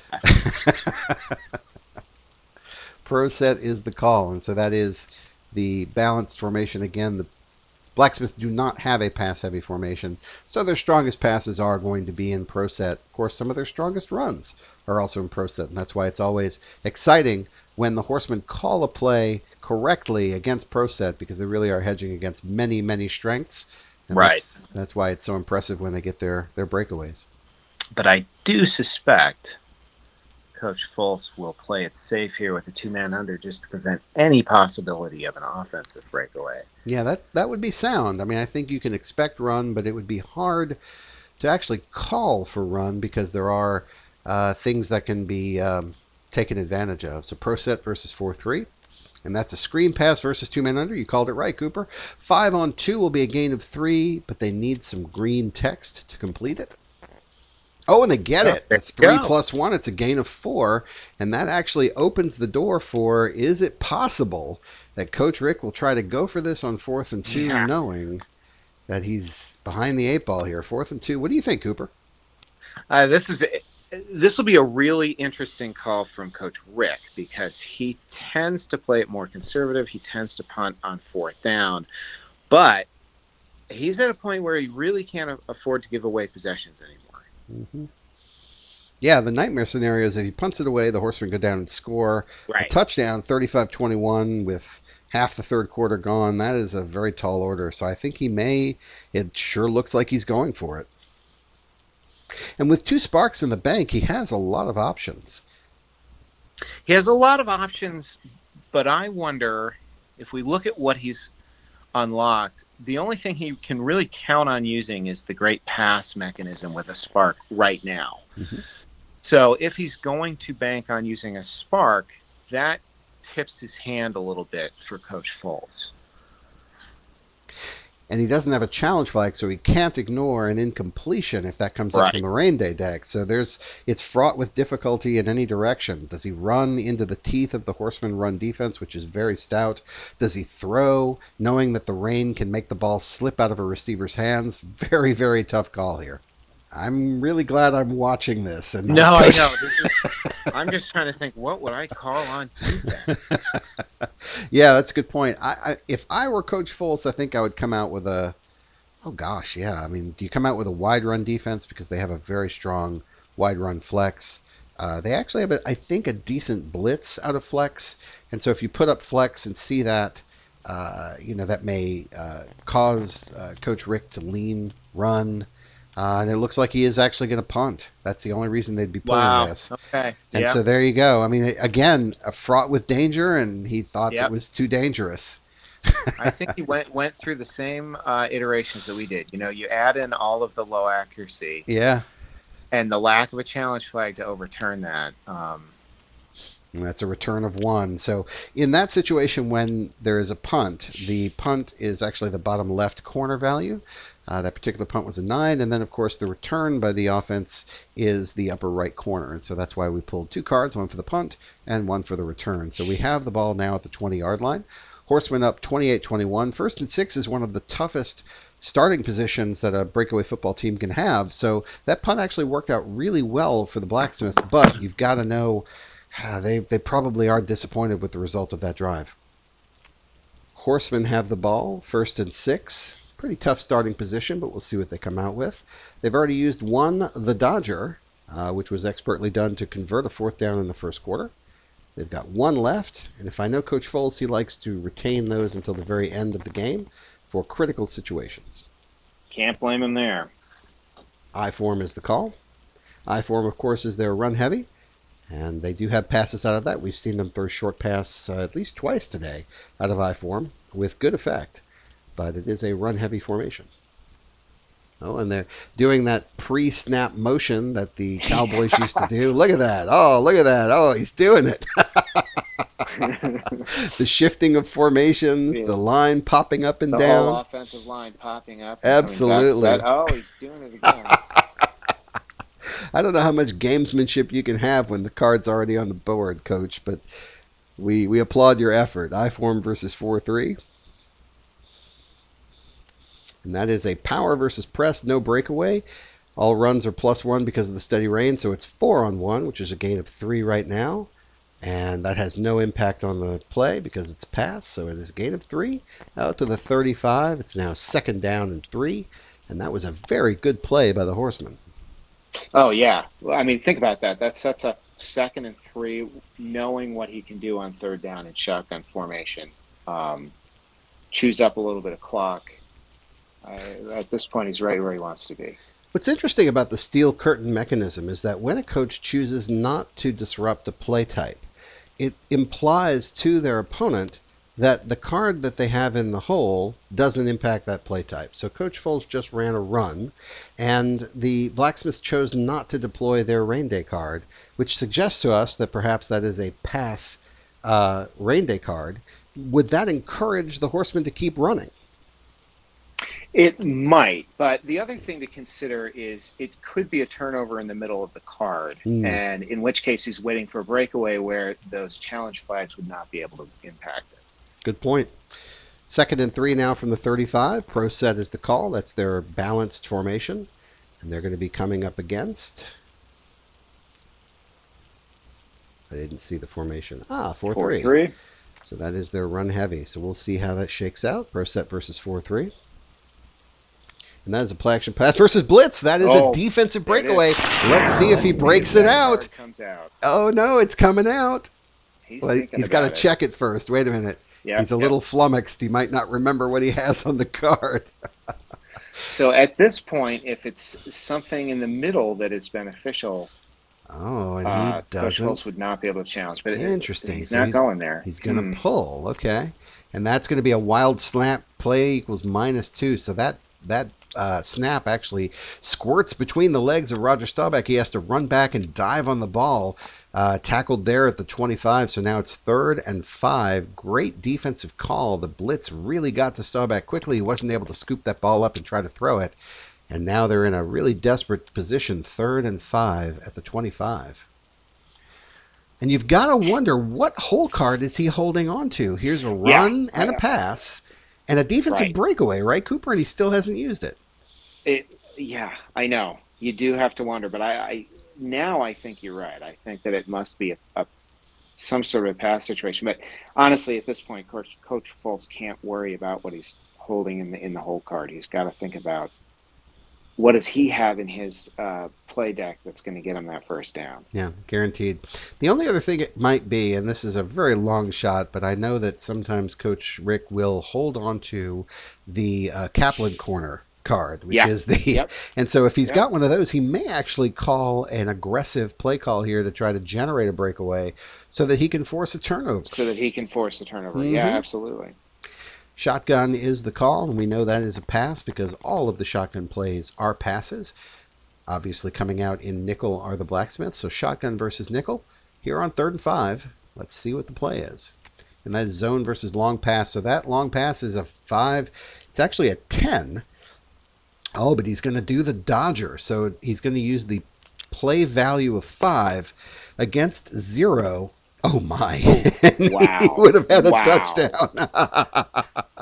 No, he wouldn't have. He wouldn't have because Coach Foles does have his challenge flag back. That is true. That is true.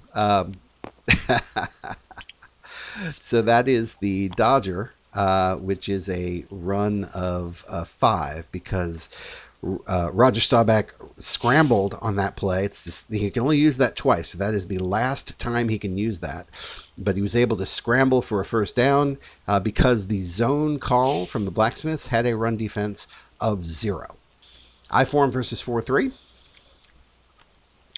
Reverse versus goal line. So that is, again, because all runs are +1. That's a 5 on 4. Right now it's a gain of 1. Last time they ran this, they actually had trouble turning the corner and got stopped at the line of scrimmage. Let's see what happens here.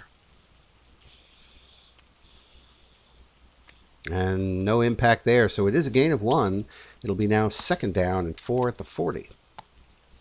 Good instinct there to go goal line. He clearly knows that the tendency is to run, but unless you guess it perfectly, the Horsemen are brutally efficient at eking out small increments of yardage. Well, and then also with that rain day deck, +1 really helps that. That is true. Without that +1 in the steady rain, the Horsemen would be much less effective. Right now they come out in pro set.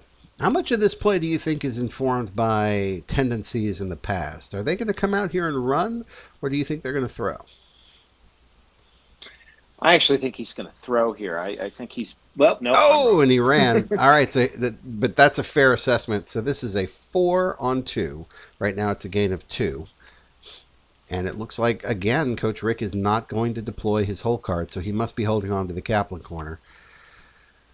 Oh, and that's a touchdown, so he will challenge it. Absolutely will challenge it. So it will be a gain of 2 down to the 30 and a 3rd and 2 at the 30.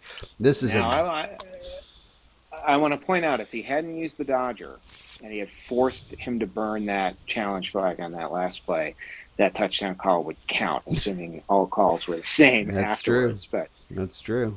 Well, you can school him on that after the game, sir. Give him a lesson. Oh, brother, but this is a terrible spot for the Blacksmiths to be in.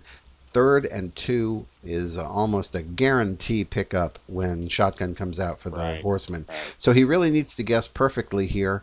There are 5 play types in... he's coming out in pro set. That's unusual, and I think really interesting.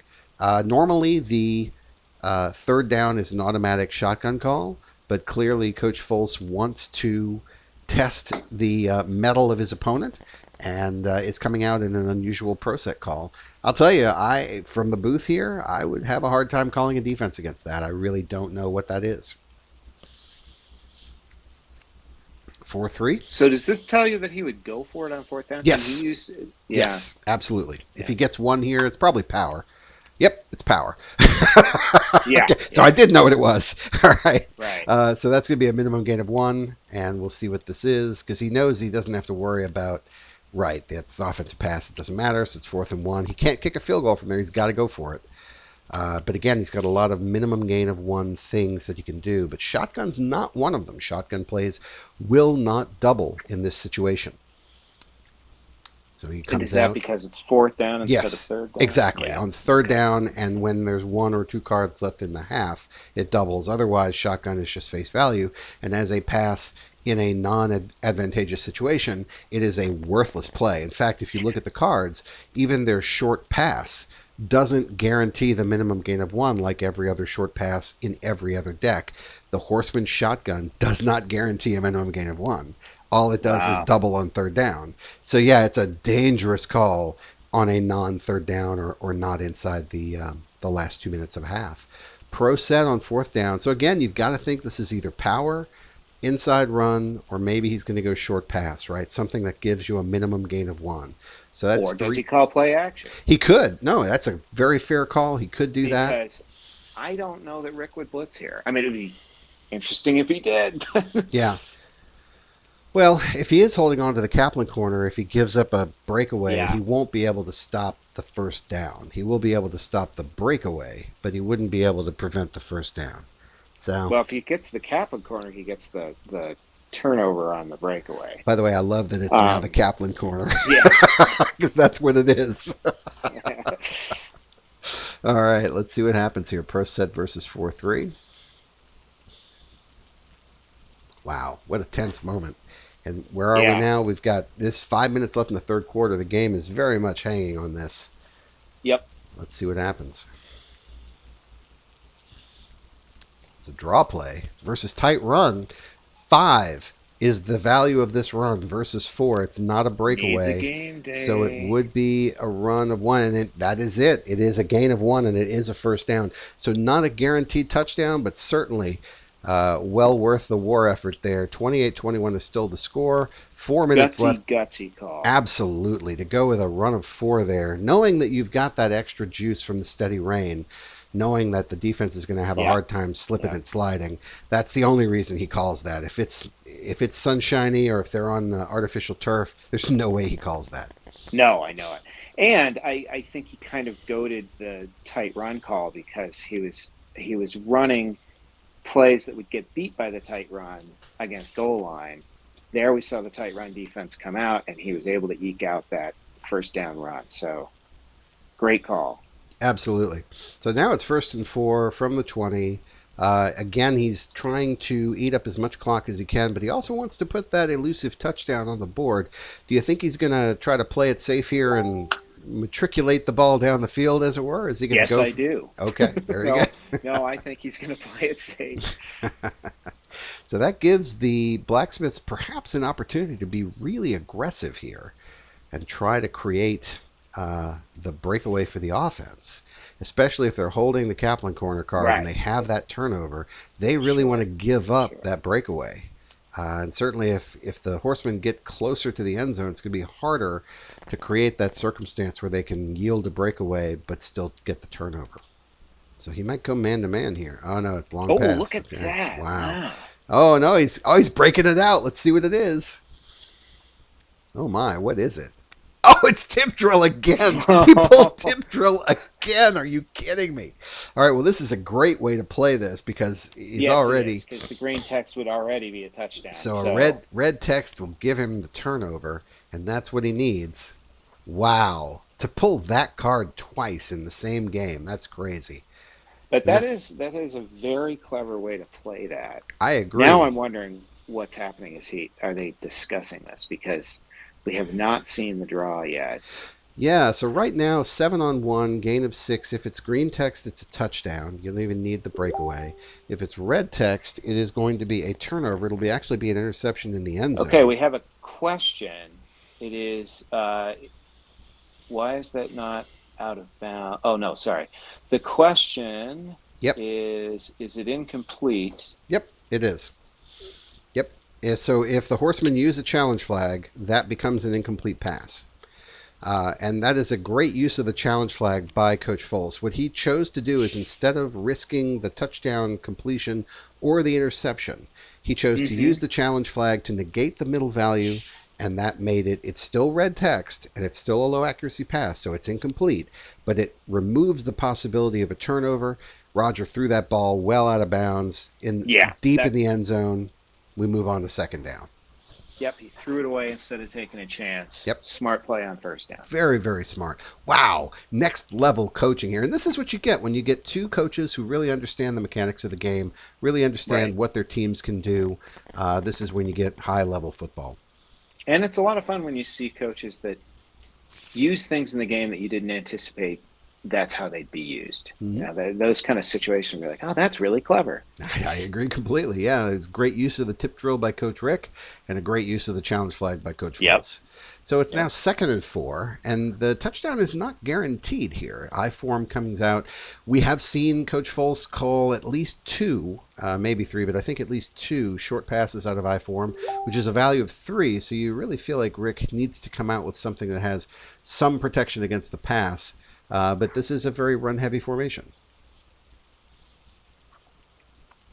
It's a run-heavy formation. Do they have a long pass out of this? Because this could be a situation where... it's clever. I don't know if they do.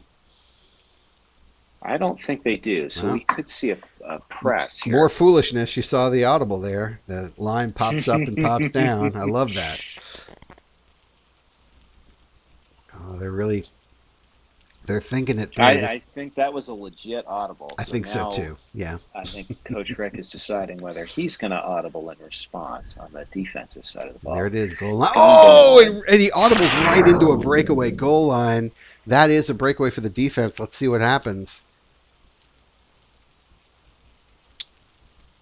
Oh, and it's a -1. Wow. Great call. Great call. They really could have used the turnover. Wow. Yeah, I wasn't hoping for a turnover, but I was sort of on the edge of my seat there to see if a turnover showed up. Now, 3rd and 5. This is a situation where normally they'd go shotgun, and they're not going to get 5 on a shotgun, especially since both of the Dodgers have been used. Really, the most they can get is 3 if the Blacksmiths come out in their customary zone, and they know they can call out in pro set. See, and that's smart because shotgun's only going to get you 3. So Coach Foles knows that if he has a shot of trying to blow up the Blacksmiths, he's got to come out in something that's not shotgun. Otherwise, he might be trying to set up a field goal. That's the other way to go, is if you come out in shotgun and you dodge the breakaway, you get your 3, you kick your field goal, and you're up by 10. But Coach Foles is looking to really stick the dagger in the back here.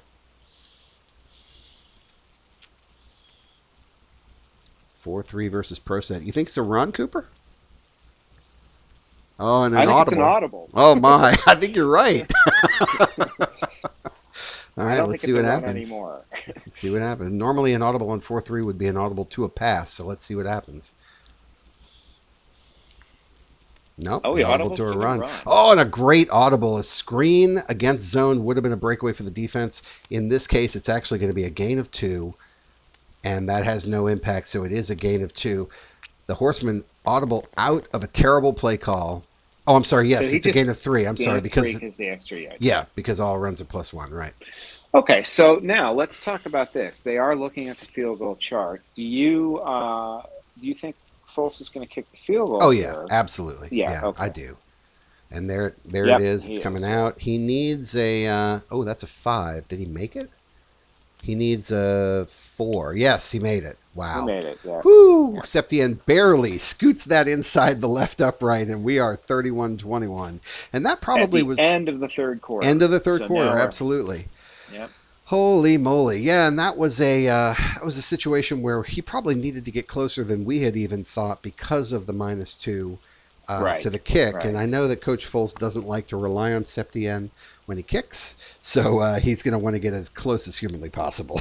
So that was, that was well managed by Foles. Coach Rick did a really nice job shutting down that drive and keeping him out of the end zone. And Coach Foles did everything he could to take a a poor kicker in poor conditions and get 3 points out of that. I agree completely. So we've got a kickoff return coming out now for the Blacksmiths. Let's see what happens. Oh, wow, a big return. The 3 will put it out to the 45-yard line. Great field position for the Blacksmiths, who really do need to steal a possession here in the fourth quarter if they have a hope of coming back and winning it. 31-21 is not insurmountable, especially considering the Blacksmiths are 1 run away from earning their 3rd Spark. The Sparks, oh, yeah, absolutely. Yeah, the Sparks, by the way, vastly improve the quality of their offense, especially their passing offense. We'll take a quick look at their mechanisms now. As you can see, once they reach that number 3 spot, the pre-snap read opens up, which allows for more potential breakaways. And then once the elite receivers is unlocked, it doubles the card value of a pass completion. So a pass of 6 would turn into a 12 for that particular down. So as you can see, the Blacksmiths are well suited to create big plays late in the game, and it is fourth quarter. This is the definition of late in the game, and they sure could use a few big plays, right, Cooper? Absolutely, and we have not seen the devastating hold card draw yet from the Steel Curtain defense, but boy, this would be the time to see it. If he can get points on this drive, get a big turnover out of the Steel Curtain, and then use those sparks to cinch up the final drive, we could see a fantastic finish here. I think it would be delightful for me as a fan if and I'm not rooting for this, but it would be really cool if the Blacksmiths would score 2 more touchdowns and the Horsemen wouldn't score any, because 35-31 was the actual score of the historical game. Finals, right. So I'm like, fingers crossed, kind of rooting for that, but not really. Sure, I just want to see some good football. And so far, boy, this has been a dandy of a game. Yeah, it's been a lot of fun to watch. Pro set versus 4-3. Mm-hmm. And that is a medium pass versus goal line. Wow, that is a 6-on-0. And even though it's nice low accuracy, it, yeah. Absolutely, but he's got that. Wow, okay, so that is red text, but he's going to spend a spark, and that is going I'm really surprised by that. No, I really fully expect him to do that. The great pass ignores the low accuracy requirement, even though this was red text, because it was a defense run. It has no impact on the play. Complete. Bradshaw with a great throw to Lynn Swan down to the 25, and it is now 1st and 1. Yeah, I feel like down 10 in the fourth quarter, I think you're going to see a much more aggressive side of Coach Rick. Well, I agree. I just think it's odd, though, when you have first down, you only have 5 yards to go to get that marker. You've got all those plays to work with. And those sparks can be so powerful when you can piggyback them. Mm-hmm. But I guess it's the first one he spent, so he wants to make sure he doesn't get shut down this drive. Absolutely. And you never know when panic sets in, or when you feel like you've got to make a difference now. And if you see 30 yards staring you in the face, you want it, you take it. Yeah. No, you're right. Yeah. You're right. All right, so pro set, that is going to be sweep versus goal line. Remember, all runs are +1. That is 4-on-4. Right now, it is a gain of nothing. Let's see if the rain day gives us any adjustment to that play result. Ooh, that's bad for the Blacksmiths. I do not think he will spend the challenge flag on this. They're going to eat the loss back to the 35. Oh, he's thinking about it. He is thinking about it. Rick, you can't do it, man. You gotta have no. Yeah, that's smart. You can't spend it on that. There's going to be something much worse coming down the road. Yeah, no kidding. We've both been burned by the game day deck too often. All right, so he gets that spark that he spent right back. Mm-hmm. So he's sitting on 2. Yeah, so it's 2nd and 3 now, and he's still, like, to your point earlier, he's got 3 plays to get 3 yard lines. He's got 2 sparks. There's plenty of opportunity here, but you know that in the back of his mind, he knows that he's got 13 minutes left in the game, and time's a wasting. So, and he's got to get a stop. Mm-hmm, absolutely. And even a field goal, to me, counts as a stop. At this point, sure. Absolutely, yeah. But right now he's thinking touchdown, so let's see what he comes out with here on 2nd and 3. I'm kind of thinking he's going to come out and close and try to, mix and match some running here, because he only needs to run 3 more times to fully establish the run and pick up those last 2 sparks. I wouldn't be surprised if he came out and close and then threw a medium pass. Ooh, that's a good call. I like that. A lot of opportunity here, and that's when this team becomes very dangerous. They have so many weapons in both Yeah. formations. It becomes really difficult to predict what they're going to do, especially since most of the first half and into the third quarter, they've been running. They set this expectation in your mind, and then once they become more powerful with their sparks and they start to throw, it's almost surprising, even though it shouldn't be, and they come out in close. We both win a cookie for that one, Cooper. I like it. We'll see if our cookies are double or nothing. So you called medium pass. I'm thinking that he's going to run. We'll see what happens. You're probably right. Nah, you're probably right. There's a part of me that I would love to see this. Look, question is this full splits. He's out of flex. Wide run is the best call out of flex, so we'll see. Trap, wide run, there it is. It's a breakaway for the offense. Holy moly, look at that. So it's going to be a minimum gain of 1 plus 1 for the extra breakaway time. So right now it's a gain of 2, and that is a disappointment for the Horsemen because they really thought they had something good going there. No help from that card, but that's not the only card, so they're going to get 2 out of this. And now we go, let's see if he gets more. 2 more. A great run so far, down to the 15. And let's see if they can keep this going. This is Rocky Blyer up the middle. He's got 1 more. Inching closer. Can Blyer do it? Can he fight through the secondary? Can Cliff... Oh, no, Cliff Barnes. No. Take it away. I'm sorry. Who is it? Is it... yeah, it's Cliff Barnes. I think it's Benny Barnes? I don't remember. I apologize. To everybody at home, I apologize. I don't remember. Do you have the rosters there, Cooper? Can you correct me? I am looking at it, yes. It's Cliff Harris, isn't it? It's Cliff Harris. It is Cliff Charlie Harris, Waters.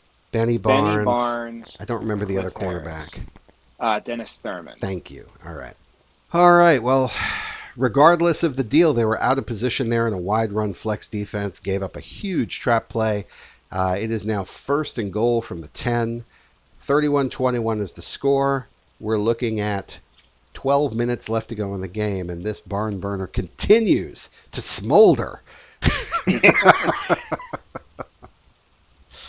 So we've seen moments where it felt like Coach Close was totally in Coach Rick's head.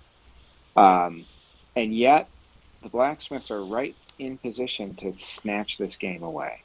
And it feels like the tide's turning a little bit because that was a point where you really felt like the Horsemen had them. And they got burned.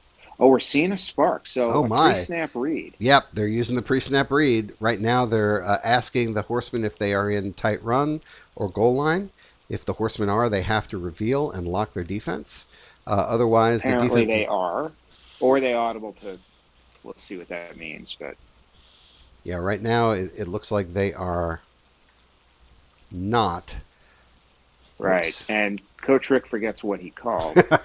So he has the option to choose whichever one on that card he wants. He just wants to double check his choice before he reveals. And so he's going to go counter versus wide run, and that is the perfect use of pre-snap read. Yep, counter is absolutely perfect. It's going to be a gain of 1 plus 1. Right now it's a touchdown. Coach Rick can choose the middle and actually increase the rain intensity if he wants, or he can take the corner and just leave it where it is. He'll probably leave it where it is because it's helping his run game. And that will be a touchdown.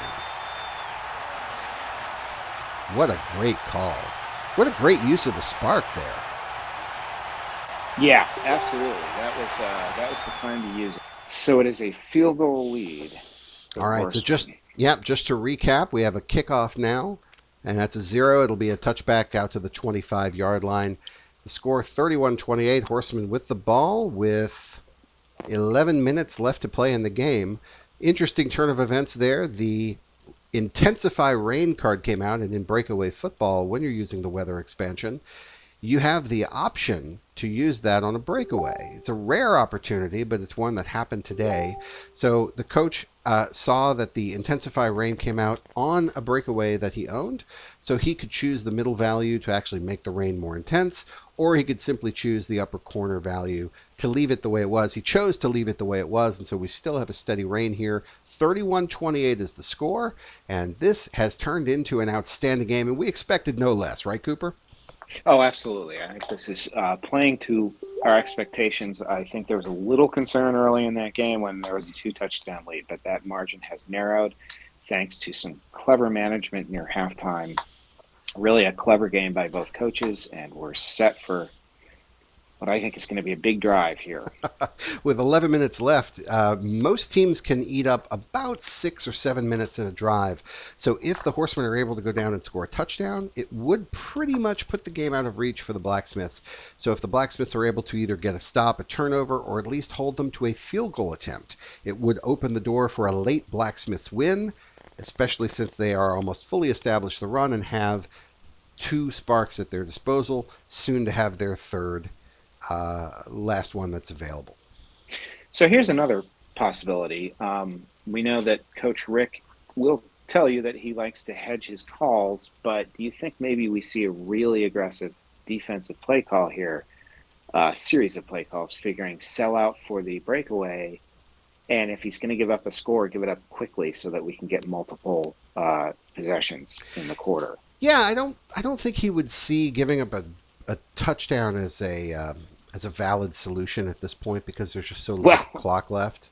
So I sure. think, no, I mean, it's a fair point because I think if the full quarter were available or if there was a few minutes left in the third quarter, that might actually be a really, really good strategy. But I think with only 11 minutes left, if you give up a touchdown, then you have to get the big score and the onside kick, and it's a lot to ask. I think what he's going to do is he's probably agonizing over which of these cards to keep for a steel curtain mechanism because he's trying to decide, do I think I can blow up the Horsemen? Do I think I can create a breakaway? Or do I want to take the safe call of the middle value, which I can deploy whenever I want? So that seems to be able what he's to doing. see what he's holding. I know. What is he looking at? I don't know, but we'll find out soon enough. Certainly one of them is coming out into the discard, and we'll see. Yeah, it's always fun to see what he passed on. Mm-hmm. Oh, he really is agonizing over this. You can tell as the decision-making becomes a little slower, the play calling becomes a little more deliberate. I know that when we coach, the coaches themselves become quieter. Oh, okay. Yeah. The chatter goes way down. Right. So he's discarded the defensive instant replay, which is probably smart because that would, at best, force Fultz to burn a challenge flag. But that -2 in the upper corner might have been what he was looking at. Gosh, what did he keep? Right. He must have kept something good with a middle value. He must have kept a good middle value. Yeah. Or we're finally seeing the Kaplan corner. You got to figure there's some sort of turnover payout here. And once again, I have to say I love that it's the Kaplan corner. I'm sure Mike will love it too. Pro set is the call, and that is the balanced formation for the Horsemen. Horsemen do have the benefit of traveling with the wind at their back, so it has no impact on their passing game, but it will improve the quality of their kicks. So if they can get down to the 20-yard line, if they are so inclined, they can kick a field goal with pretty high accuracy. Pro set versus 4-3. And that is power run versus blitz. So right now that is a 4-on-1. It's going to be a gain of 3. And let's see if the Rain Day card, the whole card comes out. It does not. Okay. That gives us a little bit of information. Oh, it's a fumble. You've got to know. You've got to know that the challenge flag is coming out for that. Sure, the challenge flag is coming out, but now that puts Coach Fultz in a really vulnerable position. And there it is. So the challenge flag is spent.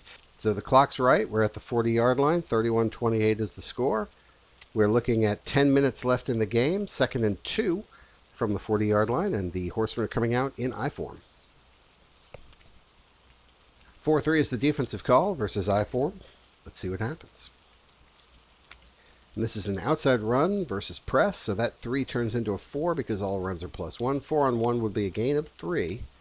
Let's see what the Green Day gives us. No impact, so it is a gain of 3. That'll be a gain across the 50 to the 45-yard line and a first down for the Horsemen.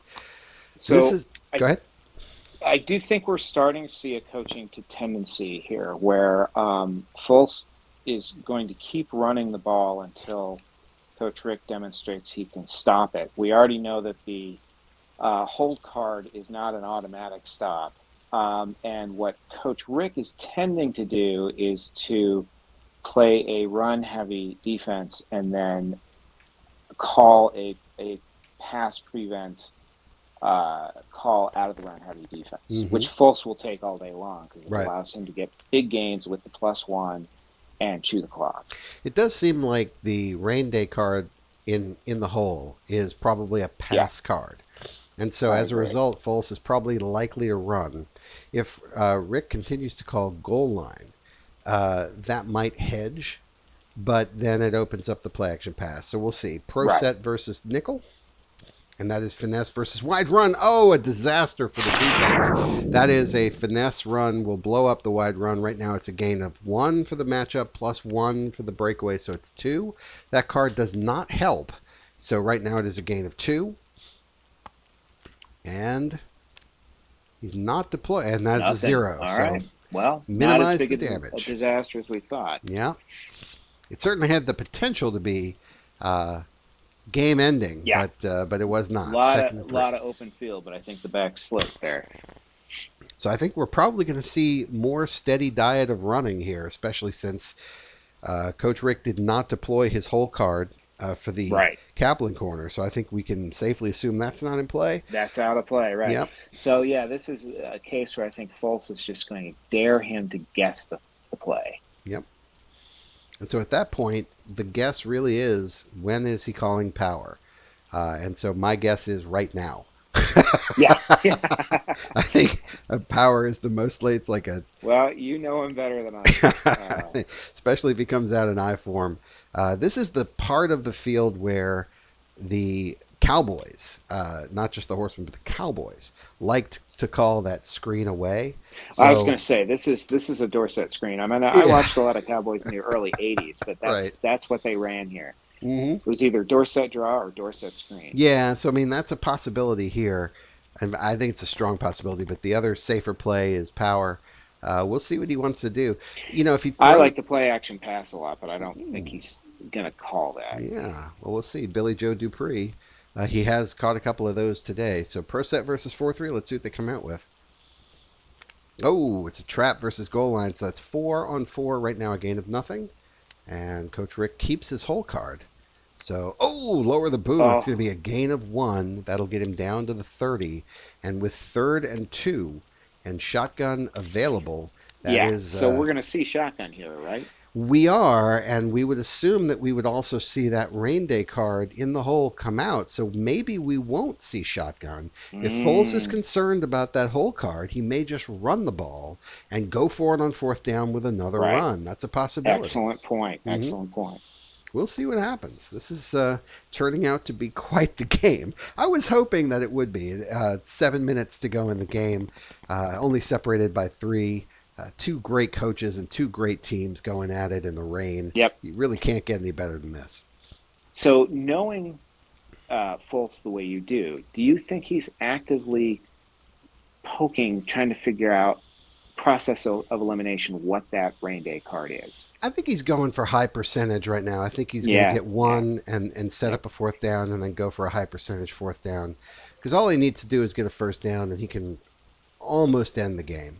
But like you said, at this point, he's figuring that rain day card probably counters the shotgun, so he's coming I form. Absolutely. I think this is a run, and so Rick really should sell out for the run and try to guess correctly.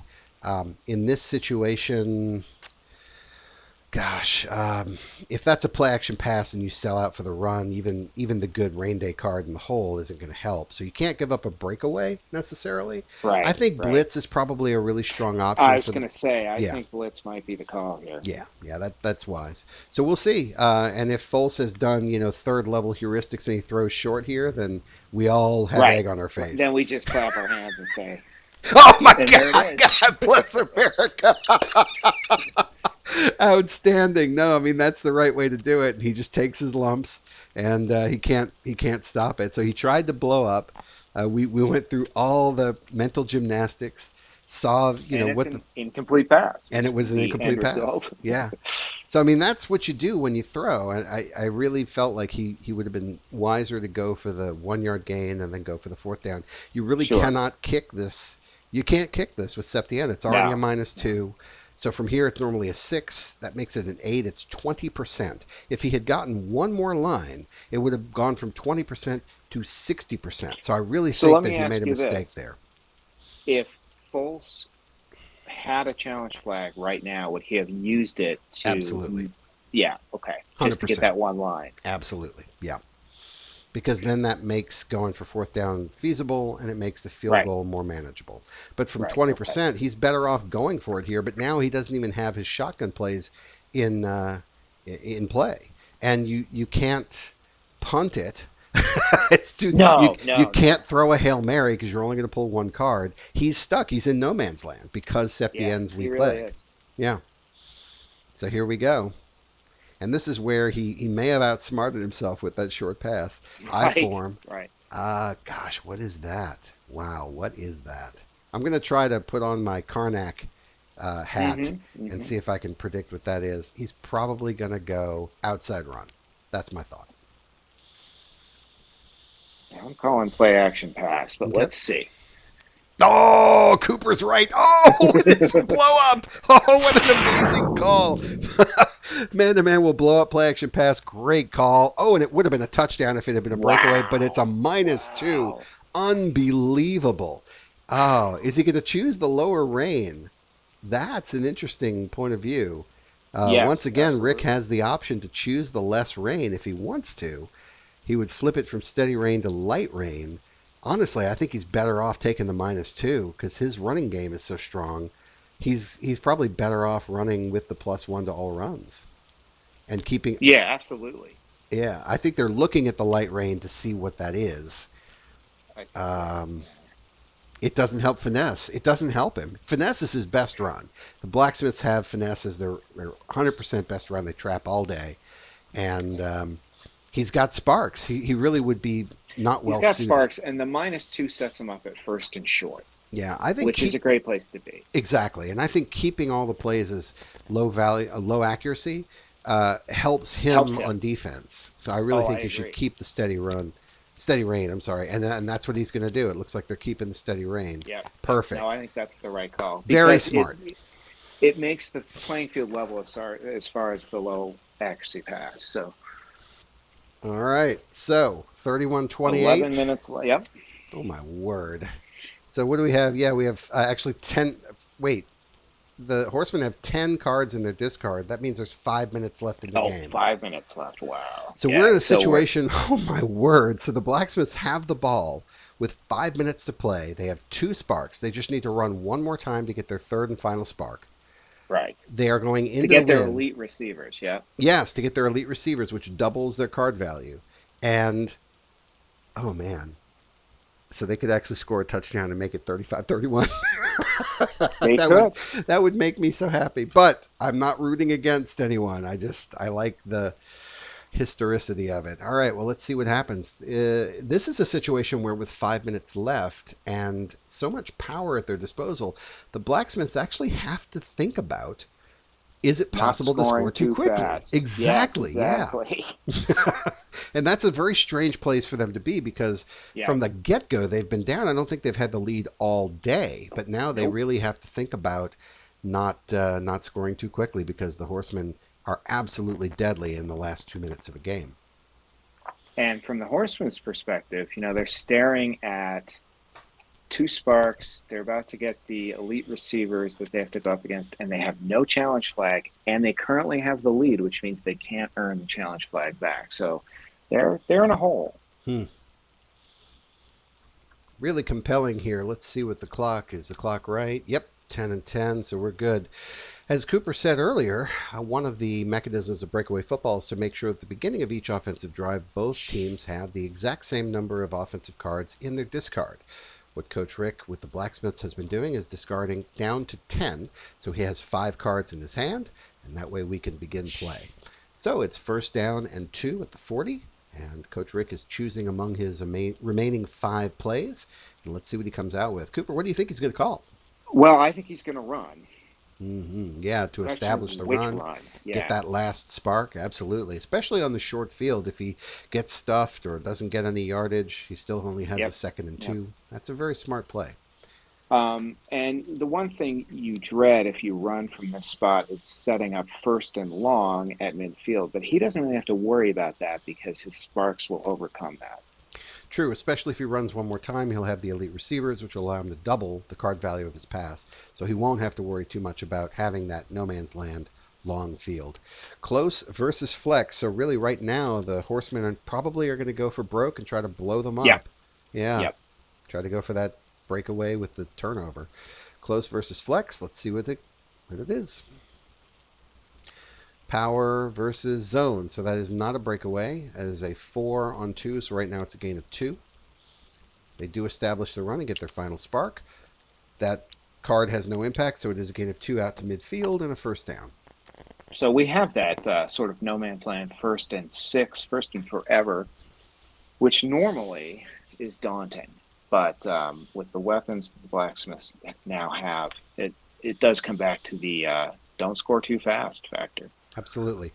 And it couldn't have worked out any better for the Blacksmiths to have gotten to this point with 3 sparks, 4 plays left. They have a tremendous amount of power right now, and the Horsemen know that the only way they can really have any shot to stop them is to generate a defensive breakaway. Mm-hmm. This is one of those games where I don't think you can point to any one thing as being a deficiency, a weakness, or a bad call. I don't think we've seen a bad call in this game. I know that, towards the end of the last Horseman drive, I think I might have gone with something a little different, but I don't think you can fault Coach Foles for what he called. There was a lot of strength and a lot of opportunity there. It just didn't fall his way. No, and I think that the end of that drive is one of those things where you can pick it apart and say, both coaches were really clever, and it came out in the Blacksmiths' advantage, and it could end up deciding the game, but nobody really made a mistake. It was just where the chips fell. Absolutely, and this game is far from over right now. Close versus flex. We've seen trap blow up wide run in this situation. Let's see if that happens again. Oh, that's a play action pass versus blitz, and that is a defensive breakaway. That's exactly what the Horsemen needed. 2 cards are going to come out, and is it possible that the Horsemen can create that elusive turnover? There it is! There it is! There it is! They create the turnover. Unbelievable. 5-on-2 is a pass of 3, and that's where the interception happens. That's going to be at the 35-yard line, and the Horsemen will have the ball first down at the 35. Whoops, looks like a card got away from him there. My goodness, that's wow. huge. Wow. Well, you called it. They had to sell out against something and create a play, and they did. Absolutely. And so here we are now with 3 minutes left in the game. The Horsemen have created the turnover that they have been looking for all game, the elusive interception. We'll call that Cliff Harris, right? Yeah. Why not? Yeah, absolutely. So that's the first non-special teams turnover we've had all game, correct? Yes, and absolutely critical. So it may not be the last, though, as we've seen before. Right, The Blacksmiths are very good at creating turnovers, and they've been lackluster in the use of their steel curtain today through no fault of Coach Rick. He just hasn't gotten exceptional cards. Hasn't gotten the cards. Yeah. But here we go. One last opportunity. If they can create the breakaway, they can do it. So the Horsemen will come out here first and 3 from the 35, and you've got to think that they're angling to just eat up the clock. Yeah, well, I mean, a couple of first downs and they can salt this away. But again, you're in a sellout, and you have no idea what's sitting in that hold card right now. Mm-hmm. And he has no challenge flags. Right, and no way to earn them back because he's in the lead. Pro set. And again, most of the time when we see pro set, I'm thinking power. So I wonder if the Blacksmiths will come out in a tight run trying to blow up the power run. Right. We'll see. Right. It could be a situation where the Horsemen come out in their play action pass, anticipating that tight run call and trying to get the breakaway That didn't work well the last time they did tried not. it. It did not. Not everything works in breakaway football. One of the abilities to sort of read the tendencies of your opponent really does come into play in this game. Pro set versus 4-3.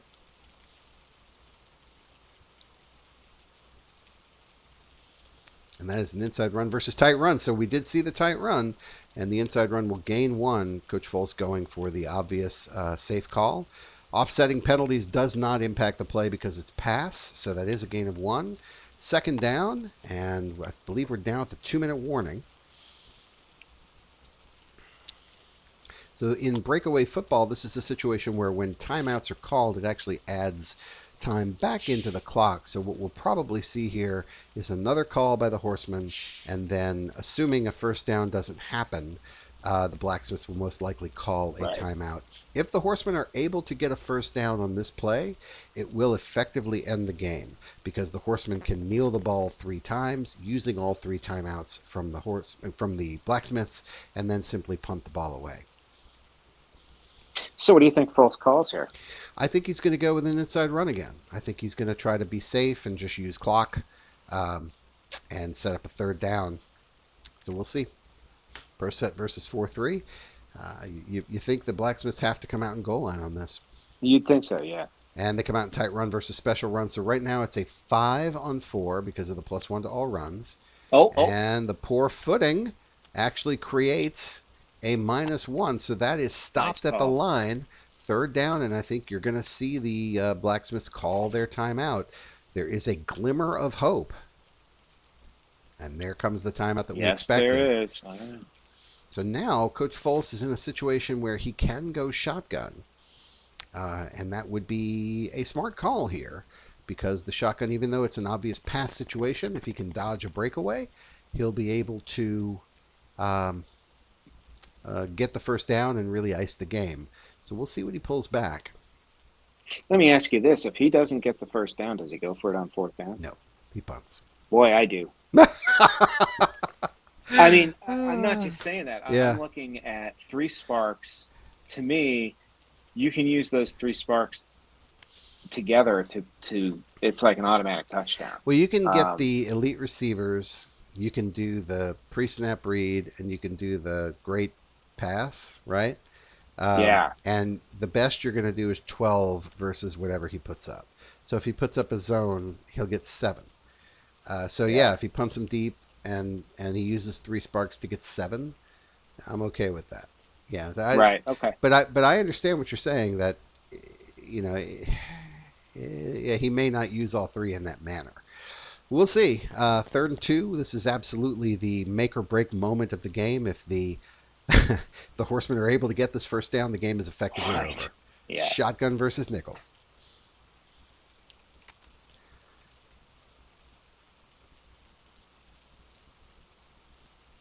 Press versus long pass. It's a breakaway for the offense. Wow. Holy moly. All right, so that's a 10-on-5. It is a gain of 5. It's guaranteed completion. And let's see what happens here as they pull the... What a call. Oh, that's amazing. And it is a gain of 1. They'll go with the upper corner, so it's going to be 5 + 1 is 6 for down to the 30. And now he just needs to dodge the turnover. The turnover, yeah. So we'll see what happens here. 2 more. And again, that's not necessarily bad for the Blacksmiths. They would love to see the turnover in the Kaplan corner. No, and he's pushed out of bounds at the 15. And that is essentially the end of the game. Because at that point, the Horsemen can now kneel it out. And that is the end. Oh, wow. 31-28. Horsemen win.